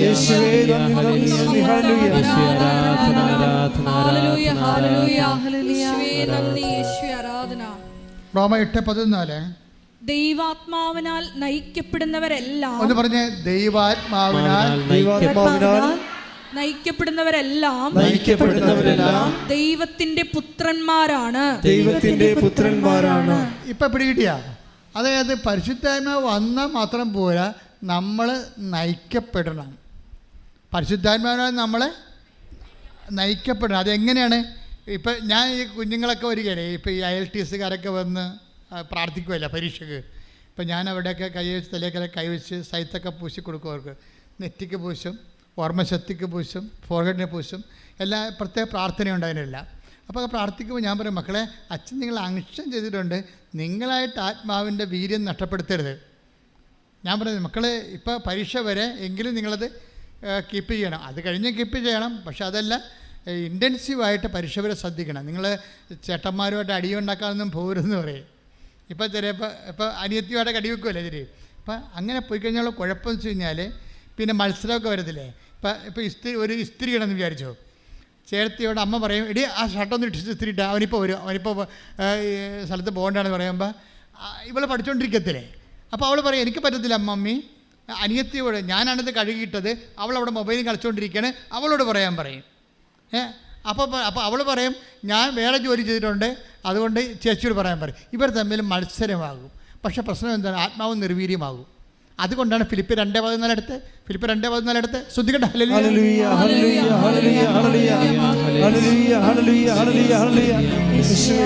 ഫിലിപ്പി 2:14 എല്ലാ കാര്യങ്ങളും മുറുമുറുപ്പും തർക്കവും കൂടാതെ ചെയ്യുവിൻ. അടുത്തത്, അങ്ങനെ നിങ്ങൾ നിർദോഷരും നിഷ്കളങ്കരുമായി തീർന്ന് വഴിപിഴച്ചതും വക്രതയുള്ളതുമായ തലമുറയുടെ ഇടയിൽ കുറ്റമറ്റ ദൈവമക്കളാവട്ടെ. ദൈവമക്കളായ മാത്രം പോരാ, പിന്നെ എന്താണ്? കുറ്റമറ്റ ദൈവമക്കളാകണം. ദൈവമക്കളാകും എല്ലാവരും ജ്ഞാനസ്ഥാനപ്പെട്ട് കഴിഞ്ഞാൽ ദൈവമക്കളാകുമല്ലോ ഇല്ലേ. ഇപ്പം ജ്ഞാനസ്ഥാനത്തിൻ്റെ കൂദാശേൻ്റെ അർത്ഥം എന്താണ്? ഉത്ഭവദോഷം നീക്കി, കർമ്മദോഷമുണ്ട് അത് നീക്കി നമ്മളെ ക്രൈസ്തവരും ദൈവത്തിൻ്റെ മക്കളുമാക്കി തീർക്കുന്ന കൂദാശയാകുന്നു അല്ലേ. അപ്പോൾ ദൈവത്തിൻ്റെ മക്കളാകും ജ്ഞാനസ്ഥാനപ്പെട്ട, പക്ഷെ കുറ്റമറ്റ ദൈവമക്കളാകണം. ഇവിടെയാണ് പ്രശ്നം. ജ്ഞാനസ്ഥാനം ചില സമയത്ത് ജീവിതത്തിൻ്റെ ചില വിഷയങ്ങൾ താങ്ങാത്തതിൻ്റെ കാരണം ജ്ഞാനസ്ഥാനപ്പെട്ടവരെ കുറ്റമത്തോടെയാണ് ജീവിക്കണമെന്നുണ്ടെങ്കിൽ പരിശുദ്ധാത്മാവിൻ്റെ ആനുകൂല്യം നമുക്ക് കിട്ടാതെ വരും. നമുക്ക് സബ്സിഡിയൊക്കെ അനുവദിച്ചിട്ടുണ്ട്, ഗ്രാൻഡ് ഉണ്ട്, സബ്സിഡിയും ഉണ്ട്. അപ്പോഴേ ഗ്രാൻഡ് സബ്സിഡി ചെയ്യുമ്പോൾ ചില ആൾക്കാർ ചെന്നുവെച്ചും സാറേ സബ്സിഡി കിട്ടിയില്ലല്ലോ എന്ന് പറയും. അപ്പോൾ അവർ തന്ന കാശ് എങ്ങനെ മുടക്കിയെന്ന് ചോദിക്കും. അവർ തന്ന കാശ് കൊണ്ട് പുട്ടടിച്ച് കാണും, അപ്പോൾ പിന്നെ സബ്സിഡി ഇല്ല. അതാണ് പ്രശ്നം വരുന്നത്. അതാണ് ഇതിൻ്റെ വരുന്ന വിഷയം. അതായത് ജ്ഞാനസ്ഥാനം തന്നെ നമ്മൾ പെടുമ്പോൾ ഓർക്കേണ്ട കാര്യം വെച്ച് കഴിഞ്ഞാൽ അത് തന്നെ പരിശുദ്ധാത്മാവിനെ ജീവിതകാലം മുഴുവൻ ദുഃഖിപ്പിക്കാതെ ആത്മാവിൽ ജീവിക്കാൻ വേണ്ടിയാണ്. എന്താണ്? ജീവിതം കൈവിട്ടു പോയാൽ എന്താ ഇവിടെ പറഞ്ഞിരിക്കുന്നത്? വക്രതയാർന്നതും ദുഷ്ടമായുള്ള സമൂഹത്തിൽ ജീവിക്കുമ്പോൾ നീ അവിടെ നിഷ്കളങ്കമായൊരു മനസ്സ് സൂക്ഷിച്ചുകൊണ്ട് ആത്മാവിനെ ബലപ്പെടുത്താൻ പറഞ്ഞിരിക്കുകയാണ്. ആത്മാവിനെ ബലപ്പെടുത്തിയാൽ എന്താ ഗുണമെന്നറിയാവോ? എന്താ ഗുണം? പിന്നെ നമ്മളായിരിക്കില്ല. ഈശോ പറഞ്ഞിട്ടില്ലേ, ഞാൻ കുഞ്ഞുങ്ങളോട് പറയുമേ, മക്കളെ ഇമ്മീഡിയറ്റ് മെമ്മറി എന്നും പറഞ്ഞ സംഭവമുണ്ട്. ഇമ്മീഡിയറ്റ് മെമ്മറി നിങ്ങൾക്കുള്ളത് ലോക്കൽ മെമ്മറിയാണ്. നിങ്ങൾ പച്ച മഷി കൊണ്ട് വരച്ചും ചുവപ്പ് മഷി കൊണ്ട് വരച്ചും നക്ഷത്ര ചിഹ്നമൊക്കെ കിട്ടും പാഠപുസ്തകത്തെ ലോക്കൽ മെമ്മറി ഉണ്ടാക്കി. That is created memory. നമുക്ക് സയൻസ് സ്റ്റുഡൻസിന് ആവശ്യമുള്ളത്, ലാംഗ്വേജ് സ്റ്റുഡൻസിന് ആവശ്യമുള്ള അറ്റ് എ ടൈം മെമ്മറിയാണ്, ഇമ്മീഡിയറ്റ് മെമ്മറിയാണ്. ഇമ്മീഡിയറ്റ് മെമ്മറി എന്ന് പറഞ്ഞാൽ എന്താണ്? അത് ആ സമയത്ത് കിട്ടണം. നിങ്ങൾ പറയത്തില്ല പരീക്ഷയുടെ സമയത്ത് ആ മെമ്മറി പോയി.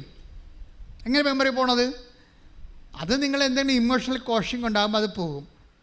അല്ലെങ്കിൽ നിങ്ങൾ പോണ വണ്ടി വേറെ ഓട്ടോറിക്ഷ വെച്ചിട്ട് ഓട്ടോറിക്ഷക്കാരന്മാരെല്ലാം തന്തയ്ക്ക് വിളിക്കുമ്പോഴത്തേനും നിങ്ങൾ പഠിച്ചതെല്ലാം മറന്നു പോകും. ഇത് പ്രശ്നം അതാണ്. ഒരു കാഷ്വാലിറ്റി, ഞാൻ കാഷ്വാലിറ്റി വരെ ബ്ലോക്ക് ചെയ്താണ് നിങ്ങളെ പ്രാർത്ഥിച്ച് വിടുന്നത്. ഇൻ കേസ് നിങ്ങളുടെ ഇമ്മീഡിയറ്റ് മെമ്മറി നഷ്ടപ്പെട്ടു പോകാതിരിക്കാൻ വേണ്ടി അത് ബ്ലോക്ക് ചെയ്ത് പ്രൊട്ടക്റ്റ് ചെയ്താണ് പ്രേയർ ചെയ്യണത്. അതെല്ലാവർക്കും അങ്ങനെ ചെയ്യണത്. അപ്പോൾ ഇപ്പോൾ എന്താ സംഭവിച്ചു കഴിഞ്ഞാൽ ആ 12 വർക്കൗട്ട് ചെയ്തേ. ലൂക്കായുടെ സുവിശേഷം 12:12 ശ്രദ്ധിക്കട്ടെ. ഹല്ലേലൂയ ഹല്ലേലൂയ ഹല്ലേലൂയ ഹല്ലേലൂയ ഹല്ലേലൂയ ഹല്ലേലൂയ ഹല്ലേലൂയ യേശുവേ നന്ദി. ഹല്ലേലൂയ ഹല്ലേലൂയ ഹല്ലേലൂയ. ലൂക്ക 12:12 എന്താണ് പറയേണ്ടതെന്ന് ആ സമയത്ത് പരിശുദ്ധാത്മാവ് നിങ്ങളെ പഠിപ്പിക്കും. അതാണ് ആ സമയം, at a time, on time, ലൈവായിട്ട്. അത് നമ്മൾ, അതായത് ചില സമയത്ത് കോടതിയിലായാലും പോലീസ് സ്റ്റേഷനിലായാലും അതുപോലെ തന്നെ വേറെ എവിടെയായാലും ഈ അറ്റ് എ ടൈം മെമ്മറി എന്ന് പറയുന്നത് വിവേകവുമായി ബന്ധപ്പെട്ട സംഭവമാണ്. വിവേകം, വിജ്ഞാനം, ജ്ഞാനപരവുമായിട്ട് ബന്ധപ്പെട്ടതാണ്. ജ്ഞാനപരത്തിൽ നിന്നാണ് അറ്റ് എ ടൈം മെമ്മറി കിട്ടുന്നത്. ഇപ്പം മദർ തെരേസയുടെ തെണ്ടി നടക്കുകയായിരുന്നു ഒരേ സ്ഥലത്ത് അല്ലേ. മക്കൾ കുറേയധികം ഭയങ്കര ഡിസേബിളായിട്ടുള്ള ആൾക്കാരുള്ള കാരണം മദർ അവർക്ക് വേണ്ടി ഭക്ഷണത്തിന് വേണ്ടി കൽക്കട്ടയുടെ തെരുവിൽ ആദ്യ കാലങ്ങളൊക്കെ ഒരേ സമയത്ത് ഒരേ കടയിൽ പോയി തെണ്ടുമായിരുന്നു പാത്രം കാണിച്ച്. അപ്പോൾ ഉടനെ അവർ ചിലർ തുപ്പിയൊക്കെ ഇട്ടിട്ടുണ്ട്, നമ്മൾ ചരിത്രം വായിച്ചിട്ടുണ്ട്. അപ്പോൾ മദർ എന്താ പറയണത്? That's okay, this is for me. ഇനി എനിക്ക് എൻ്റെ മക്കൾക്കുള്ളത് തരാൻ പറയും. ഇത് എനിക്കുള്ളതാണ്, ഇനി എൻ്റെ മക്കൾക്കുള്ളത്. അത് അറ്റ് എ ടൈം മെമ്മറി എന്ന് പറയുന്നത് ജ്ഞാനപരവാ. അയാളുടെ ഹൃദയം അലിഞ്ഞുപോയി. ആ സമയത്ത് നിങ്ങൾ അതാണ് ലൂക്ക 12:12. അതായത് നിങ്ങൾ എന്താണ് പറയേണ്ടതെന്ന് ആ സമയത്ത് അറിവ് തരും.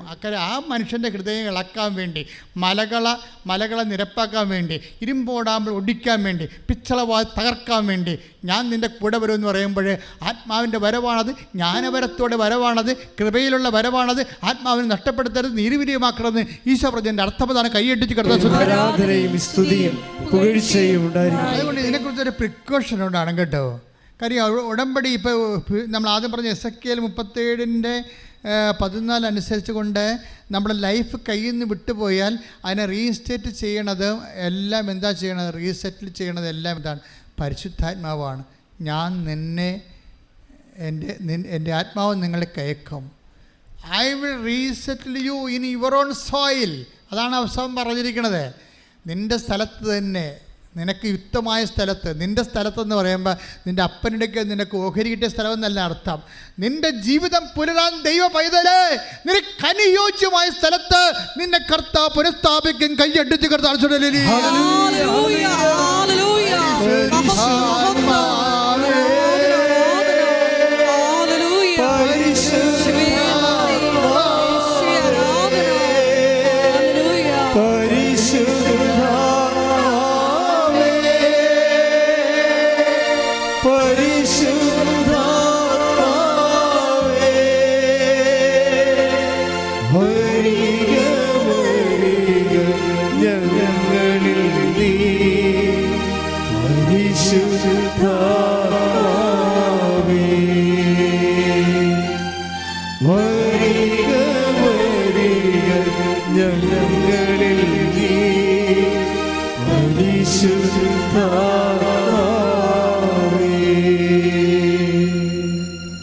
എസെക്കിയേൽ 37:14 എൻ്റെ ആത്മാവിനെ പറഞ്ഞേ, എൻ്റെ ആത്മാവിനെ ഞാൻ നിങ്ങളെ നിവേശിപ്പിക്കാം, നിങ്ങൾ ജീവിക്കാം, ഞാൻ നിങ്ങളെ നിങ്ങളുടെ സ്വന്തം ദേശത്ത് വാസമർപ്പിക്കാം. Your own soil. Your own soil എന്ന് പറയുന്നത് എന്താണ്? നിനക്ക് നിൻ്റെ ജീവിതം പുലരാൻ അനുയോജ്യമായ ഇടമാണ്. അതാണ് യുവർ ഓൺ സോയിൽ. നിനക്ക് നിൻ്റെ ജീവിതം പുലരാൻ ഭയങ്കര ആഴമായ അർത്ഥമാണ്. ചിലപ്പോൾ കാനഡയിലായിരിക്കും, ചിലപ്പോൾ ഇംഗ്ലണ്ടിലായിരിക്കും, ചിലപ്പോൾ വേറെ രാജ്യങ്ങളായിരിക്കും, ചിലപ്പോൾ നമ്മുടെ രാജ്യത്ത് തന്നെയായിരിക്കും. ഇൻ യുവർ ഓൺ സോയിൽ ദൈവം നിനക്ക് കൽപ്പിച്ച് നൽകിയിരിക്കുന്ന ഇടത്ത് നിന്നെ എത്തിക്കും. എപ്പോഴാണ്? ഞാൻ എൻ്റെ ആത്മാവിനെ നിങ്ങളിലേക്ക് ആകർഷിപ്പിക്കും. പ്രാർത്ഥിക്കുക, കർത്താവേ നിന്റെ ആഗ്രഹപ്രകാരം ഹിതപ്രകാരം എനിക്കായി നിശ്ചയിച്ചിരിക്കുന്ന എൻ്റെ ജീവിതം പുലരാനുള്ള ഭൗതിക സാഹചര്യങ്ങള് എനിക്ക് വേണ്ടി നീ ഒരുക്കുമെന്ന അത് എന്നിൽ ചൊരിയുന്ന ആത്മാവിന്റെ ഫലത്താലാണെന്ന് എന്നെ മനസ്സിലാക്കി തന്നതിന് ഞാൻ നിനക്ക് നന്ദി പറയുന്നു.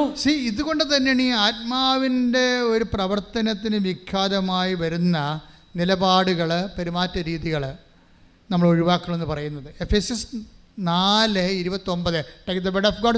Hallelujah. Hallelujah. Hallelujah. Hallelujah. Hallelujah. യേശുവേ നന്ദി നന്ദി നന്ദി. ഹല്ലേലൂയ ഹല്ലേലൂയ. എഫെസോസ് 4:29 നിങ്ങളുടെ അധരങ്ങളിൽ നിന്ന്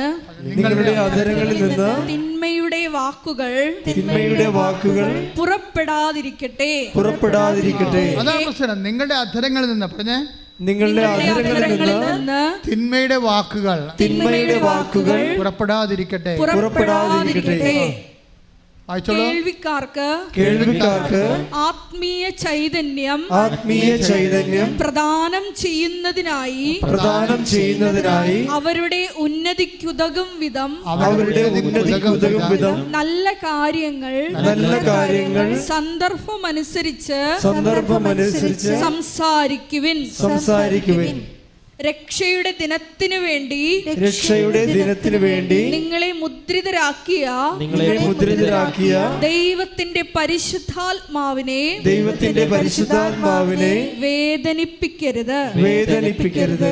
അപ്പോൾ സംസാരിക്കുകയാണെങ്കിൽ അത് സെക്കൻഡ് പാർട്ടിക്ക് ഗുണകരമായ കാര്യങ്ങളായിരിക്കണം, അല്ലെങ്കിൽ സംസാരിക്കാതിരിക്കുന്നതായിരിക്കും നല്ലത്.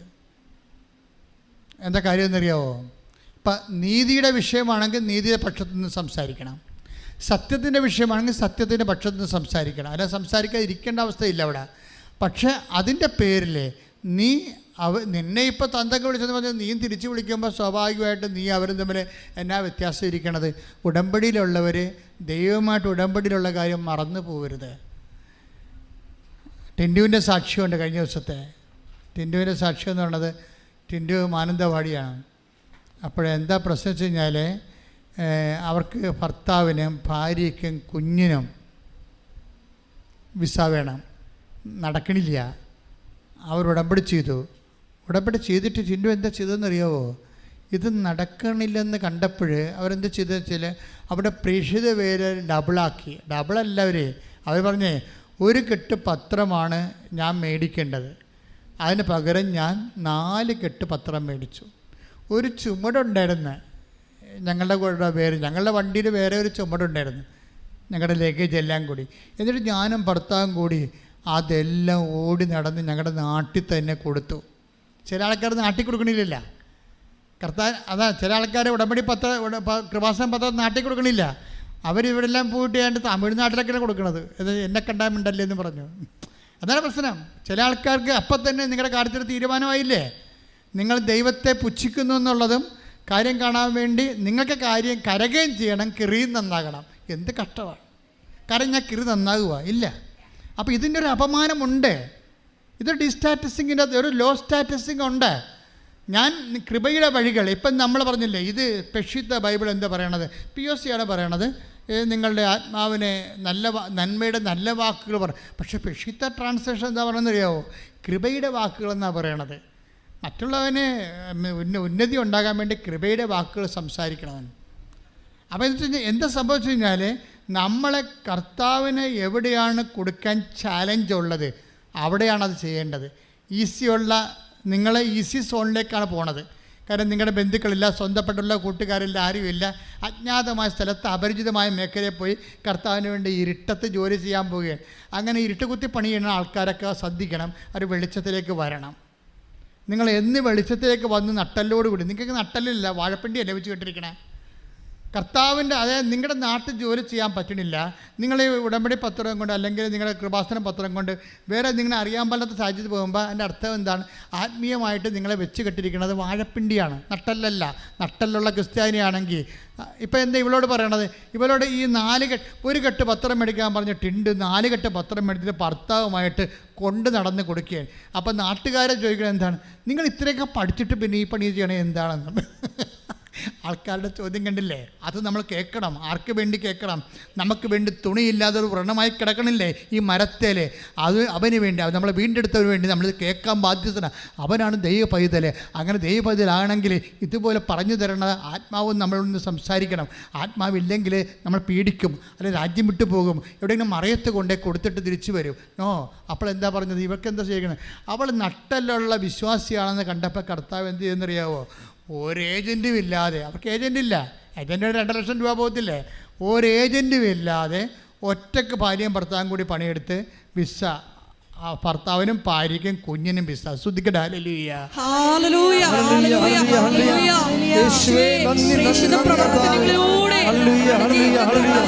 നമ്മളെ ഐക്യ രൂപപ്പെടുകയാണ് ചെയ്യേണ്ടത്.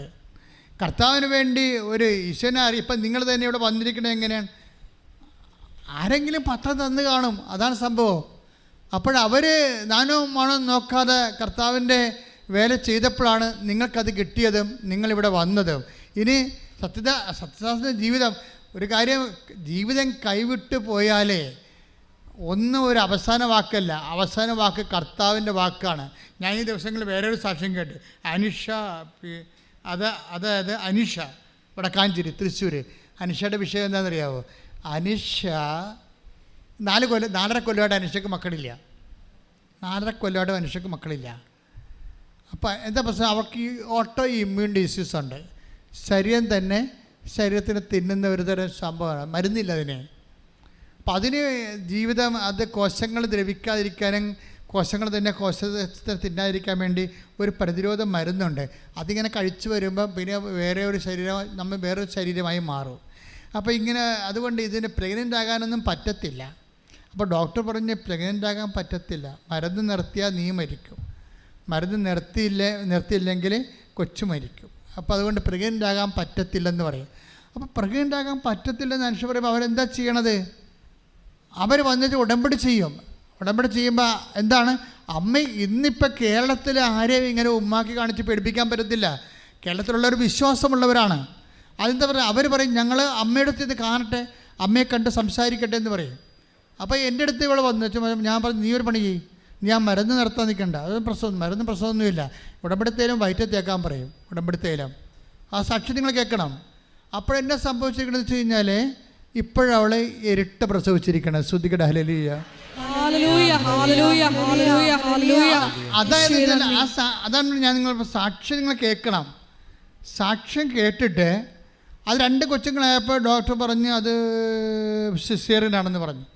അപ്പോൾ അവൾ പറഞ്ഞു സിസേറിയനല്ല, ഇത് സിസേറിയനല്ല. എന്താ പറഞ്ഞാൽ അവളുടെ മാതാവ് ഉള്ളിൽ നിന്ന് പറയുന്നുണ്ട് സിസേറിയനല്ല, 8ാം മാസത്തിൽ നീ 2 കുഞ്ഞുങ്ങളെയും പ്രസവിപ്പിക്കുമെന്ന് പറഞ്ഞു. 2 പേർ നോർമലായിട്ട്.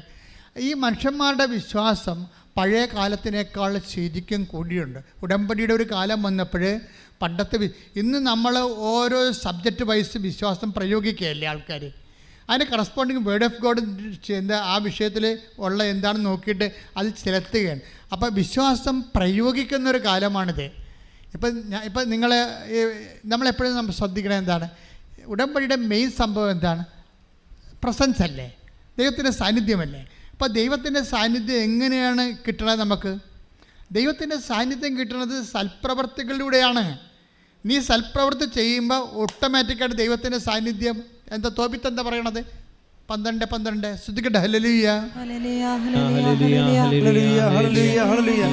12:13 തോബിത്ത് 12:13 ഭക്ഷണമേശയിൽ നിന്ന് എഴുന്നേറ്റ് ചെന്ന് പറഞ്ഞേ. ഭക്ഷണമേശയിൽ നിന്ന് എഴുന്നേറ്റ് ചെന്ന് മൃതദേഹം സംസ്കരിക്കാൻ മടിക്കാതിരുന്ന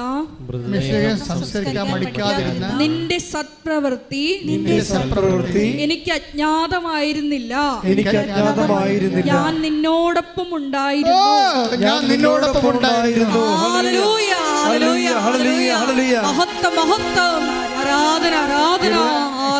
ജ്വലിപ്പിക്കുന്ന വചനമല്ലേ തോബിത്ത് 2:12-13 ഇന്ന് വീട്ടിൽ പോയി വായിക്കണം കേട്ടോ. അതായത് തോബിത്ത് എന്ന് പറയണത് ഒരു താപസനായ ഒരു മനുഷ്യനാണ്. ഇസ്രായേൽക്കാരുടെ കാലത്ത്, ഇസ്രായേൽ തകർന്നു പോയൊരു കാലത്ത് ജീവിച്ച ഒരാളാണ്. അവരെല്ലാവരും ദേവാലയമൊക്കെ ഇടിച്ച് നിരത്തി എല്ലാവരും ഡിയാസ്പൊറയിൽ പോയി ഒളിച്ചോടിയൊക്കെ. ഇപ്പോൾ മണിപ്പൂരിൽ നിന്നൊക്കെ നമ്മുടെ ആൾക്കാർ പോകുന്നില്ലേ മണിപ്പൂരിൽ നിന്ന്? മണിപ്പൂരിലെ അബദ്ധത്തിൽ കേരള സഭയ്ക്ക് അബദ്ധം പറ്റുമെന്ന് ഞാൻ പറയത്തുള്ളൂ. എന്നുവെച്ചാൽ മണിപ്പൂർ ആദ്യമേ തന്നെ വിശ്വാസികളെ ടാർഗറ്റ് ചെയ്തുകൊണ്ട് അവിടെ ബോധപൂർവമായിട്ട് വർക്കുണ്ടായിരുന്നു. ആ സമയത്തൊക്കെ നമ്മൾ പറഞ്ഞത് വർഗീയ കലഹമാണെന്നൊക്കെ പറഞ്ഞുകൊണ്ട് നമ്മൾ യാഥാർത്ഥ്യങ്ങൾ അഭിമുഖീകരിക്കുന്നതിൽ പിന്തിരിഞ്ഞു നിന്ന് എന്തോ താല്പര്യത്തിൻ്റെ പേരിൽ എന്തോ ആയിക്കൊള്ളട്ടെ. ഇപ്പോഴും സത്യം മനസ്സിലായില്ലേ? വിശ്വാസികളെ തിരഞ്ഞു പിടിച്ചവരെ കൊല്ലുകയും അതേസമയം തന്നെ വംശഹത്യ നടത്തുകയും ചെയ്യുന്ന ഒരു ഇവാക്യുവേഷൻ നടപടിയാണ് നടക്കുന്നത്. അത് പലതരത്തിലുള്ള മറ്റു രാജ്യങ്ങളിലൊക്കെ നടന്ന പോലെ, ഒരു കാലത്ത് സിറിയയിലൊക്കെ നടന്ന പോലെയുള്ളൊരു ഇവാക്യുവേഷൻ നടപടിയാണ് ഇന്ത്യയിൽ നടക്കുന്നത്. അത് സ്വാഭാവികമായിട്ട് കേന്ദ്ര ഗവൺമെൻറ് വളരെ ശക്തമായ രീതിയിൽ അവിടെ പ്രവർത്തിച്ചില്ല എന്നുണ്ടെങ്കിൽ ആ മണിപ്പൂർ മിക്കവാറും ഇന്ത്യ മുഴുവൻ അത് ട്രെൻഡാണ്. മണിപ്പൂർ ഒരു ട്രെൻഡാണ്.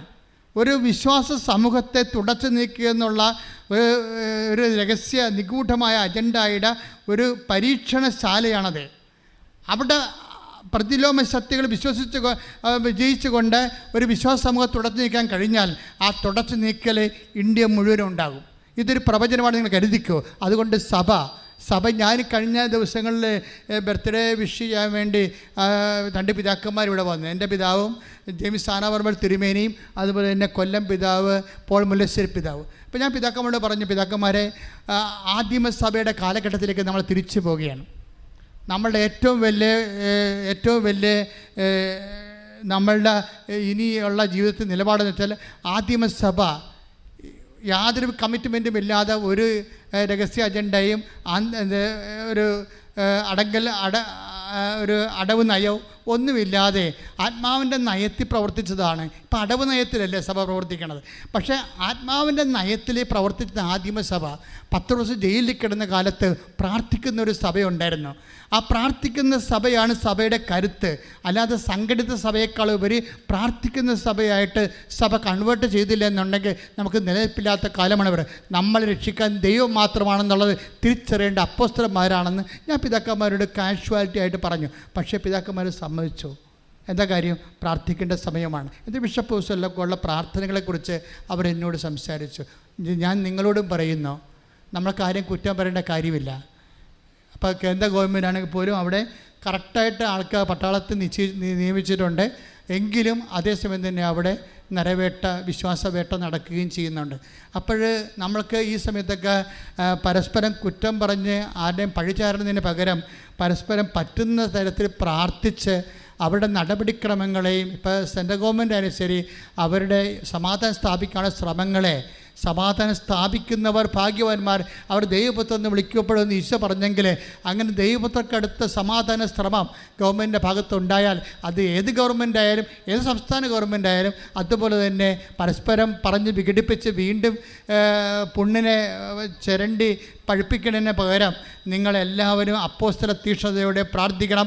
നമ്മളെ പരിശുദ്ധ അമ്മ ജീവനോടെ മധ്യസ്ഥം വഹിക്കുന്ന ഈ സമയത്ത്, അതുപോലെ തന്നെ പരിശുദ്ധ കുർബാന ജ്വലിച്ചു നിൽക്കുന്ന സമയത്ത് മണിപ്പൂറിന് വേണ്ടി എവിടെയെല്ലാം വിശ്വാസത്തിൽ എവിടെയെല്ലാം പ്രശ്നങ്ങളുണ്ടാകുന്നു, വിശ്വാസികൾ എവിടെയെല്ലാം പീഡിപ്പിക്കപ്പെടുന്നു, എവിടെയെല്ലാം രക്തസാക്ഷികളാകുന്നു, അവിടെയെല്ലാം കർത്താവിൻ്റെ കരുണ അപ്പോസ്തലന്മാരുടെ കാലഘട്ടത്തിൽ എന്നതുപോലെ, പരിശുദ്ധാത്മാവിൻ്റെ കാലഘട്ടത്തിൽ എന്നതുപോലെ അപ്പോസ്തലൻ ഇപ്പോൾ കർത്താവേ ഞങ്ങളെല്ലാ സഭകളെയും, മണിപ്പൂരിലെ സഭയെയും നാട്ടിലെ സഭകളെയും അതുപോലെ തന്നെ ലോകം മുഴുവനുമുള്ള എല്ലാ സഭകളെയും കർത്താവെ സമർപ്പിച്ചുകൊണ്ട് കണ്ണുനീരോടെ പ്രാർത്ഥിക്കുന്ന കർത്താവ്, എവിടെയെല്ലാം വിശ്വാസികൾ പീഡിപ്പിക്കപ്പെടുന്നു, എവിടെയെല്ലാം വീടും കൂടെ നഷ്ടപ്പെട്ടവർ ഓടേണ്ടി വരുന്നു, പാലായനം ചെയ്യപ്പെടുന്നു, എവിടെയെല്ലാം വേരുകൾ കർത്താവ് പറിച്ചെറിയപ്പെടുന്നു, തൂത്തെറിയപ്പെടുന്നു, അവിടെയെല്ലാം കർത്താവിൻ്റെ കൃപ പരിശുദ്ധാത്മാ യേശു ക്രിസ്തുവിൻ്റെ വിശുദ്ധമായ രക്തത്താൽ അവരെ വീണ്ടെടുത്തതുപോലെ അവരെ നിലനിർത്തണമേ, സംരക്ഷിക്കണമേ, സൂക്ഷിക്കട്ടെ.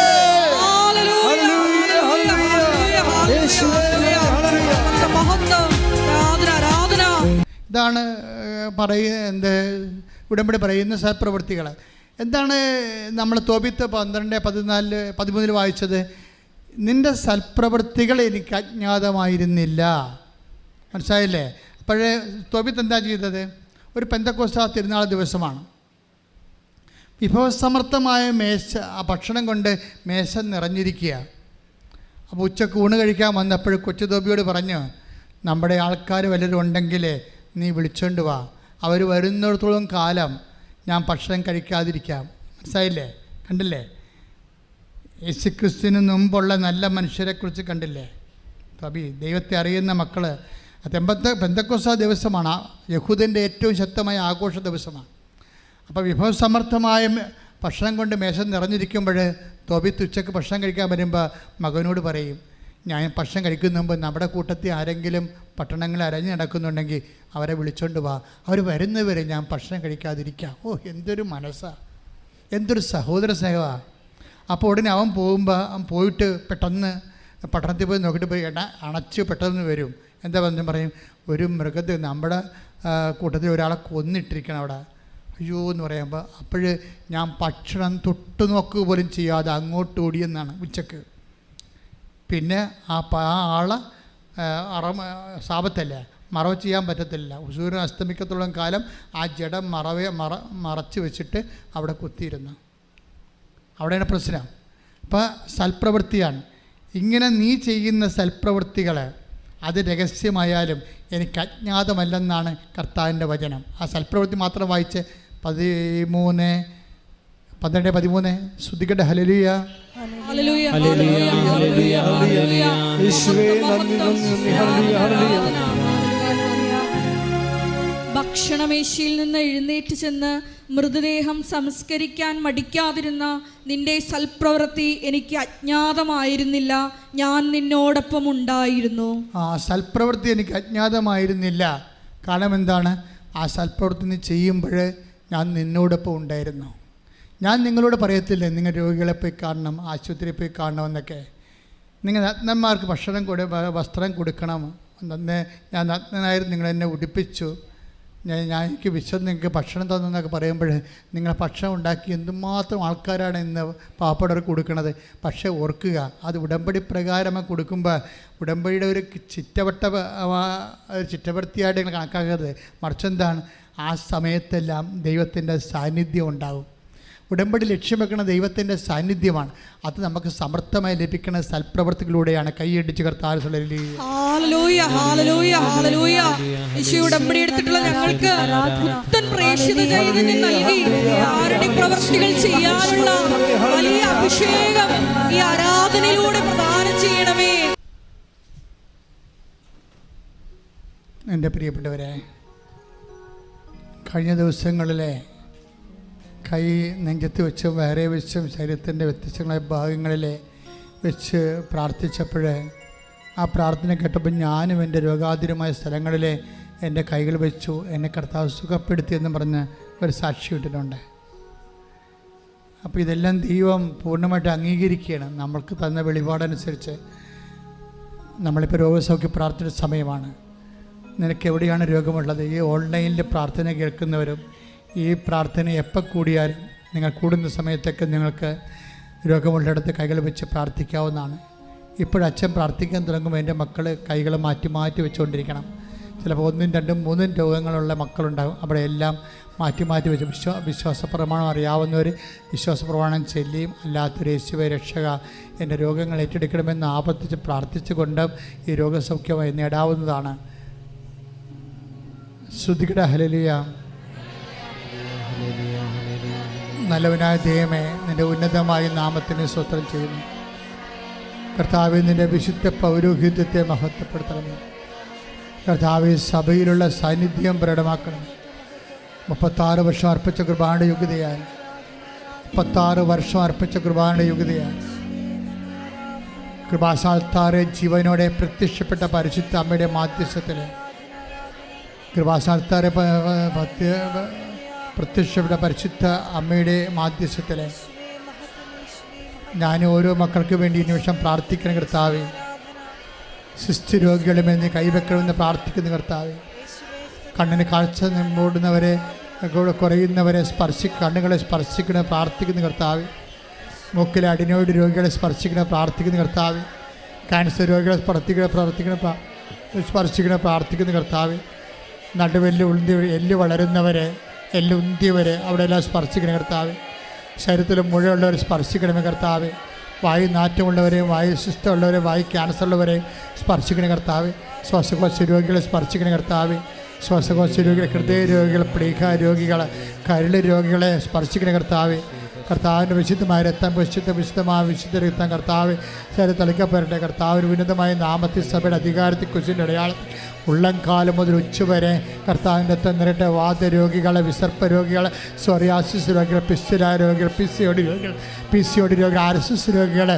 മക്കളില്ലാത്തവർ കർത്താവേ, കർത്താവെ, ഓട്ടിസത്തിൻ്റെ രോഗമുള്ളവർ കർത്താവെ, ഹൈപ്പർ ആക്ടിവിറ്റി ഉള്ളവർ കർത്താവെ, അപസ്മാര രോഗികൾ, ത്വക്ക് രോഗികളെ യേശുവിൻ്റെ ഉന്നതമായ നാമത്തിൽ സഭയുടെ അധികാരത്തിൽ കുരിശിൻ്റെ അടയാളത്തിൽ മാരക രോഗങ്ങൾ, തിരവേദികൾ യേശുവിൻ്റെ നാമത്തിൽ മനോരോഗങ്ങൾ മാറിപ്പോകട്ടെ. ശ്രദ്ധിക്കട്ടെ.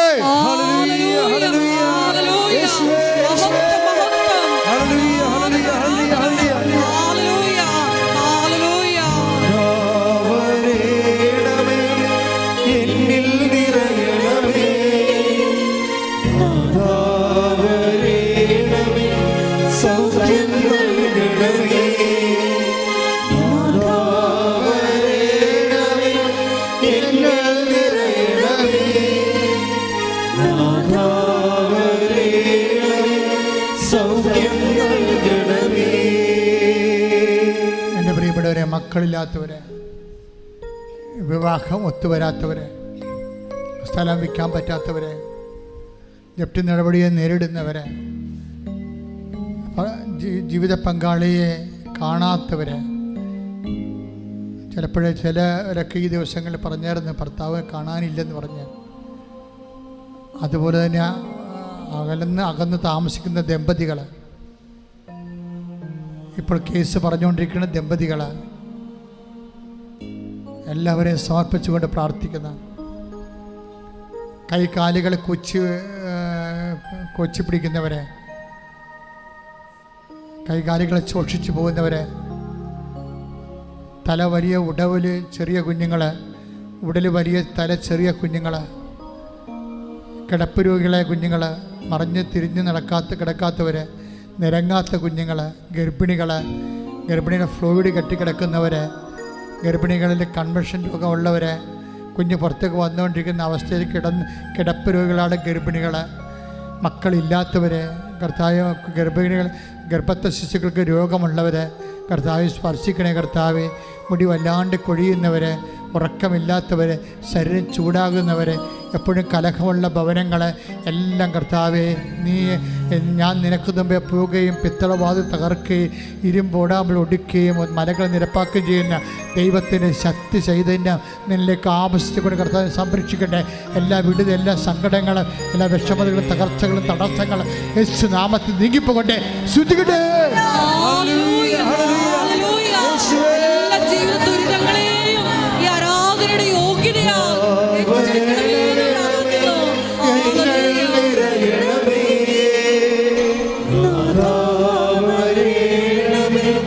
സൗഖ്യം നൽകണമേ,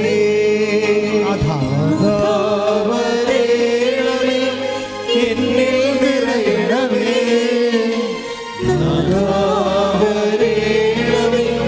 സൗഖ്യം നൽകണമേ. എൻ്റെ പ്രിയപ്പെട്ടവരെ, ഉദ്യമങ്ങളെ സമർപ്പിച്ച് പ്രാർത്ഥിക്കാം. കൃഷി ഉദ്യമങ്ങൾ, ചിലരുടെ ഏലപ്പാടങ്ങൾ അതുപോലെ നശിച്ചു പോയിട്ടുണ്ട്, അവർ ജപ്തിയായി പോയിട്ടുണ്ട്.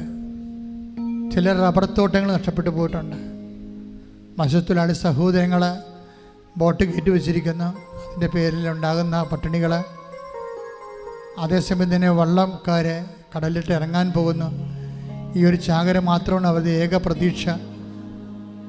ഓരോരോ സംരംഭങ്ങളും ഉദ്യമങ്ങളും തുടങ്ങാൻ പോകുന്നവരെ, വരുമാന മാർഗങ്ങളില്ലാതെ എങ്ങനെ ജീവിക്കുമെന്നറിയാൻ പാടില്ലാതെ ഓരോരോ ഉദ്യമങ്ങൾ ചെയ്യുന്നവരെ, ഇതെങ്കിലും രക്ഷപ്പെട്ടാൽ മതിയായിരുന്നെന്ന് പറഞ്ഞുകൊണ്ട് ഉള്ളതെല്ലാം ഒരുക്കി വിറ്റും തൂക്കി വിറ്റും പണയം വെച്ചുമൊക്കെ ഓരോ ജോലികൾ ചെയ്യുന്നവരെ, പൗൾട്രി ഫാം, പന്നി ഫാം അങ്ങനെയൊക്കെ തുടങ്ങിയിട്ട് ജനങ്ങളതുകൊണ്ട് ചെയ്യിക്കാത്തതിൻ്റെ പേരിൽ ചെയ്യാൻ പറ്റാതെ പലിശ കൂടി വരുന്നവർ, ഇങ്ങനെ പൊറുതിമുട്ടുന്ന മനുഷ്യർ, ഒരു പണിയും ചെയ്യാൻ പറ്റാത്ത രീതിയിൽ പൊറുതിമുട്ടുന്ന മനുഷ്യർ, അതുപോലെ മദ്യപാനത്തെ ആശ്രയിക്കുക കാരണം ഒരു പണിയിലും ലഹരി പദാർത്ഥങ്ങളുടെ ഉപയോഗം കാരണം ഒരു പണിയിലോ പ്രാർത്ഥനയിലോ പഠനങ്ങളിലോ ഒന്നും കോൺസെൻട്രേറ്റ് ചെയ്യാൻ പറ്റാത്ത കുടുംബങ്ങൾ, കുടുംബത്തിൻ്റെ ഭാവി ഇരുണ്ടായിരിക്കുന്ന അവസ്ഥകളുടെ പരിശുദ്ധ അമ്മ പൂർണ്ണമായി ഏറ്റെടുത്തുകൊണ്ട് യേശുവിൻ്റെ നാമത്തിൽ വിടുതൽ പ്രാപിക്കട്ടെ.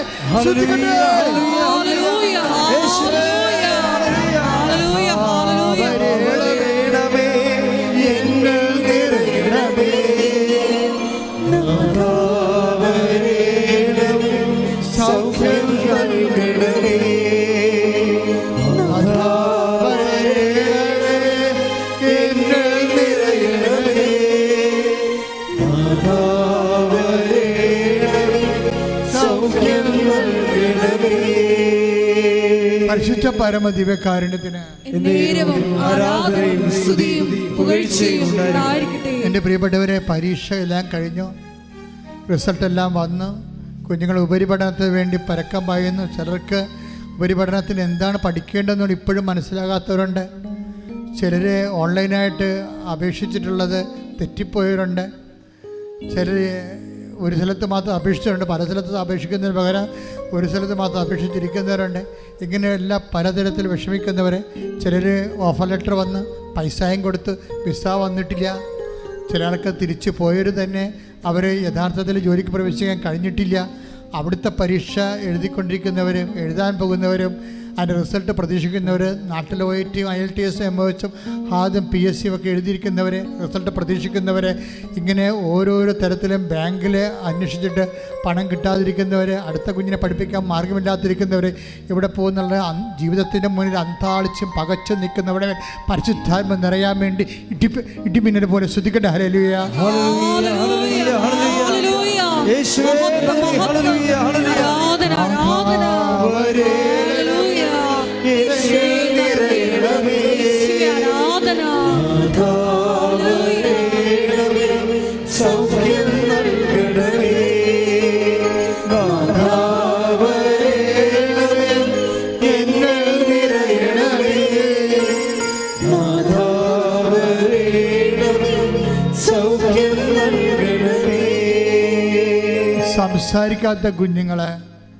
സംസാരിക്കാത്ത കുഞ്ഞുങ്ങൾ, നടക്കാത്ത കുഞ്ഞുങ്ങൾ, സംസാരിക്കാത്ത വ്യക്തികൾ, മുതിർന്ന വ്യക്തികൾ, വിവാഹം ഒത്തുവരാത്തവർ,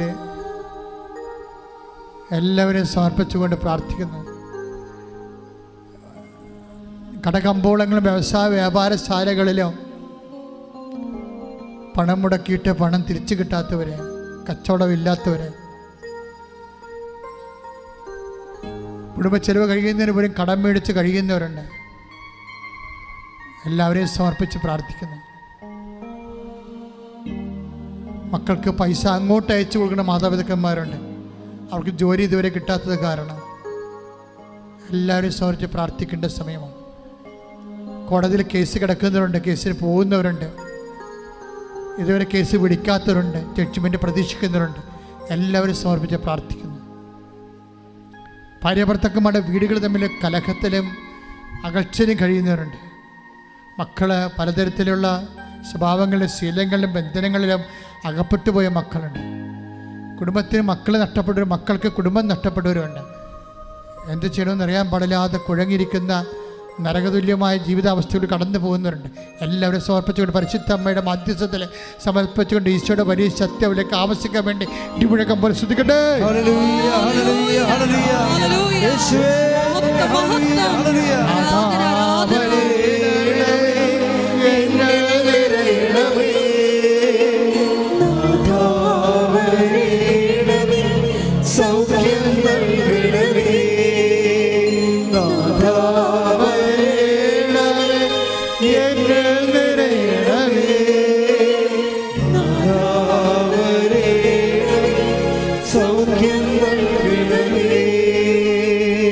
ഭയത്തിലും ഭീതിയിലും കഴിയുന്നവരുണ്ട്. കടൽക്ഷോഭത്തിൻ്റെ കാലമാണ് വരാൻ പോകുന്നത്. കടലരികിൽ സീവാളില്ലാത്ത സ്ഥലത്ത് താമസിക്കുന്ന മക്കളുണ്ട്. അവർ മേലോട്ട് നോക്കുമ്പോൾ അവിടെ ചങ്ക പിടച്ചു പോകും. എപ്പോഴാണ് കടലിൽ ഞങ്ങളുടെ വീടും കൊണ്ട് പോകണത്, ഞങ്ങളിനി എപ്പോഴാണ് ഈ തീരത്ത് നിന്ന് അസ്തമിച്ച് പോകണമെന്നറിയാതെ നിസ്സഹായം നിൽക്കുന്ന മക്കൾ. മലമ്പ്രദേശങ്ങളിലെല്ലാം താമസിക്കുന്ന മക്കളെ സമയത്ത് പ്രാർത്ഥിക്കണം. കഴിഞ്ഞ കാലങ്ങൾ ഉരുൾപൊട്ടിയതിൽ അടുത്ത് താമസിക്കുന്ന മക്കളെ സംബന്ധിച്ച് പ്രാർത്ഥിക്കണം. കഴിഞ്ഞ കാലങ്ങളിൽ പ്രളയം വന്നപ്പോൾ അവിടെ നിന്ന് പോകേണ്ടി വന്ന മക്കളും, എല്ലാ കാലത്തും മഴ വരുമ്പോൾ പ്രളയമായി പോകുന്ന സ്ഥലങ്ങൾ, അതെല്ലാം ശാശ്വതമായി പരിഹരിക്കാൻ ഒരു വഴിയും കാണാതെ ഭരണകൂടം പകച്ചു നിൽക്കുന്ന സമയങ്ങളിൽ ദൈവമേ അങ്ങയ്ക്ക് മാത്രമേ അങ്ങയുടെ മക്കളെ സംരക്ഷിക്കാൻ കഴിയത്തുള്ളൂ. കർത്താവെ, പ്രളയഭൂമി ജീവിക്കുന്ന, ഉരുൾപൊട്ടുന്ന ഭൂമി ജീവിക്കുന്ന, കടൽ കയറുന്ന ഭൂമി ജീവിക്കുന്ന, പ്രകൃതിയുടെ ദുരന്തങ്ങളെ ജീവിക്കുന്ന മക്കളെ നീ പൂർണ്ണമായി ഏറ്റെടുക്കണമേ. കണ്ണീരോടെ പ്രാർത്ഥിക്കുന്നു. ശ്രദ്ധിക്കട്ടെ.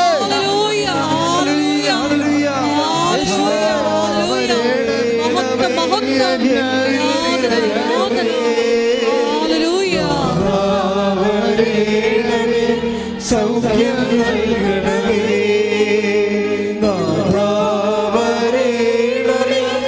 എന്നിൽ നിറയണമേ,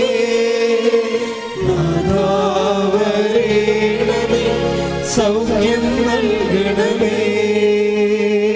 ഇന്നത്തെ ധ്യാനത്തിൻ്റെ ഏറ്റവും വലിയ വെളിപാടുകൾ ഒന്നായിരുന്നു, I will remain statue in your own sight.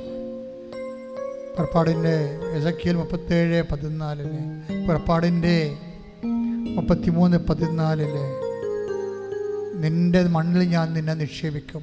അപ്പോൾ ഇന്ന് പരിശുദ്ധാത്മാവ് പറഞ്ഞത്, നിൻ്റെ ജീവിതത്തിന് അനുകൂലമായ ജോലി, നിൻ്റെ ജീവിതത്തിന് ജീവിതം കരുപ്പിടിപ്പിക്കാൻ എസെക്കിയേൽ 37:14 പറഞ്ഞിരിക്കുന്നത് പോലെ നിന്റെ ജീവിതം കരിപ്പിടിപ്പിക്കാൻ അനുയോജ്യമായ സ്ഥലത്ത് നിന്നെ ഞാൻ നിർത്തുമെന്ന്. കർത്താവ്, ഈ വാക്കുകളെല്ലാം ഞങ്ങളെ വിശ്വസിക്കുന്ന, ഈ വാഗ്ദാനങ്ങളെല്ലാം ഞങ്ങൾ ഏറ്റെടുക്കുന്നു. അതിനുവേണ്ടി സൽപ്രവൃത്തികൾ ചെയ്യുമ്പോൾ തോബിത്തിൻ്റെ 12:13 അനുസരിച്ചുകൊണ്ട് നിൻ്റെ സാന്നിധ്യം, നിൻ്റെ സൽപ്രവൃത്തികൾ എനിക്ക് അജ്ഞാതമായിരുന്നില്ല, ഞാനവിടെ ഉണ്ടായിരുന്നു പറഞ്ഞ കർത്താവ് സാന്നിധ്യം എല്ലാ മക്കളുടെ ജീവിതത്തിൽ കർത്താവ് അങ്ങനെ സാന്നിധ്യമായി നിറഞ്ഞു നിൽക്കണമേ. എല്ലാവർക്കും അവരുടെ ജീവിതത്തിന് ആവശ്യമായ ഉപരി വിദ്യാഭ്യാസത്തിൻ്റെ അഡ്മിഷൻ കിട്ടാനും കർത്താവ് ജോലി ലഭിക്കാനും പരിശുദ്ധമ്മയുടെ മധ്യസ്ഥത്തിൽ യേശുവിന്റെ നാമത്തിൽ സമർപ്പിച്ചുകൊണ്ട് സ്തുതിക്കട്ടെ. ഹല്ലേലൂയ, ഹല്ലേലൂയ. വരേണമേ, എന്നിൽ നിറയണമേ. നാഥാ വരേണമേ, സൗഖ്യം നൽകണമേ.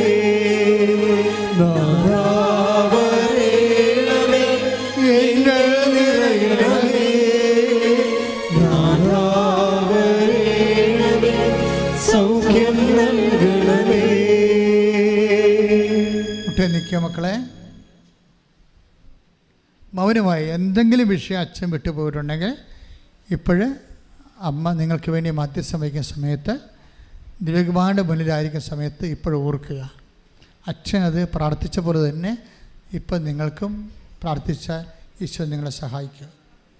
എന്തെങ്കിലും അച്ഛൻ വിട്ടുപോയിട്ടുണ്ടെങ്കിൽ,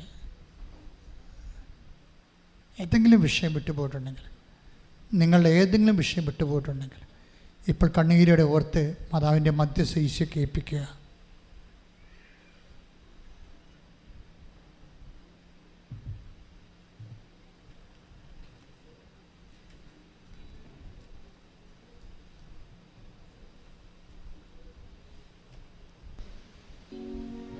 ഒരിക്കൽ കൂടി മരിയൻ ഉടമ്പടിയിൽ സമർപ്പിച്ചിരിക്കുന്ന വിഷയങ്ങളും ജീവിതത്തെ നൊമ്പരപ്പെടുത്തുന്ന വിഷയങ്ങളും പരിശുദ്ധ അമ്മയുടെ മധ്യസ്ഥയിൽ ദിവ്യകാരുണ്യ സന്നിധിയിൽ സമർപ്പിച്ചുകൊണ്ട് പ്രത്യക്ഷീകരണത്തിൻ്റെ സാക്ഷികളായി ഞങ്ങളെയും ഞങ്ങളുടെ കുടുംബത്തെയും ഉയർത്തണമേ എന്ന് പ്രാർത്ഥിച്ചുകൊണ്ട് ശിരസ് നമിച്ച് നമുക്ക് ദിവ്യകാരുണ്യനാഥൻ്റെ ആശീർവാദം സ്വീകരിക്കാം.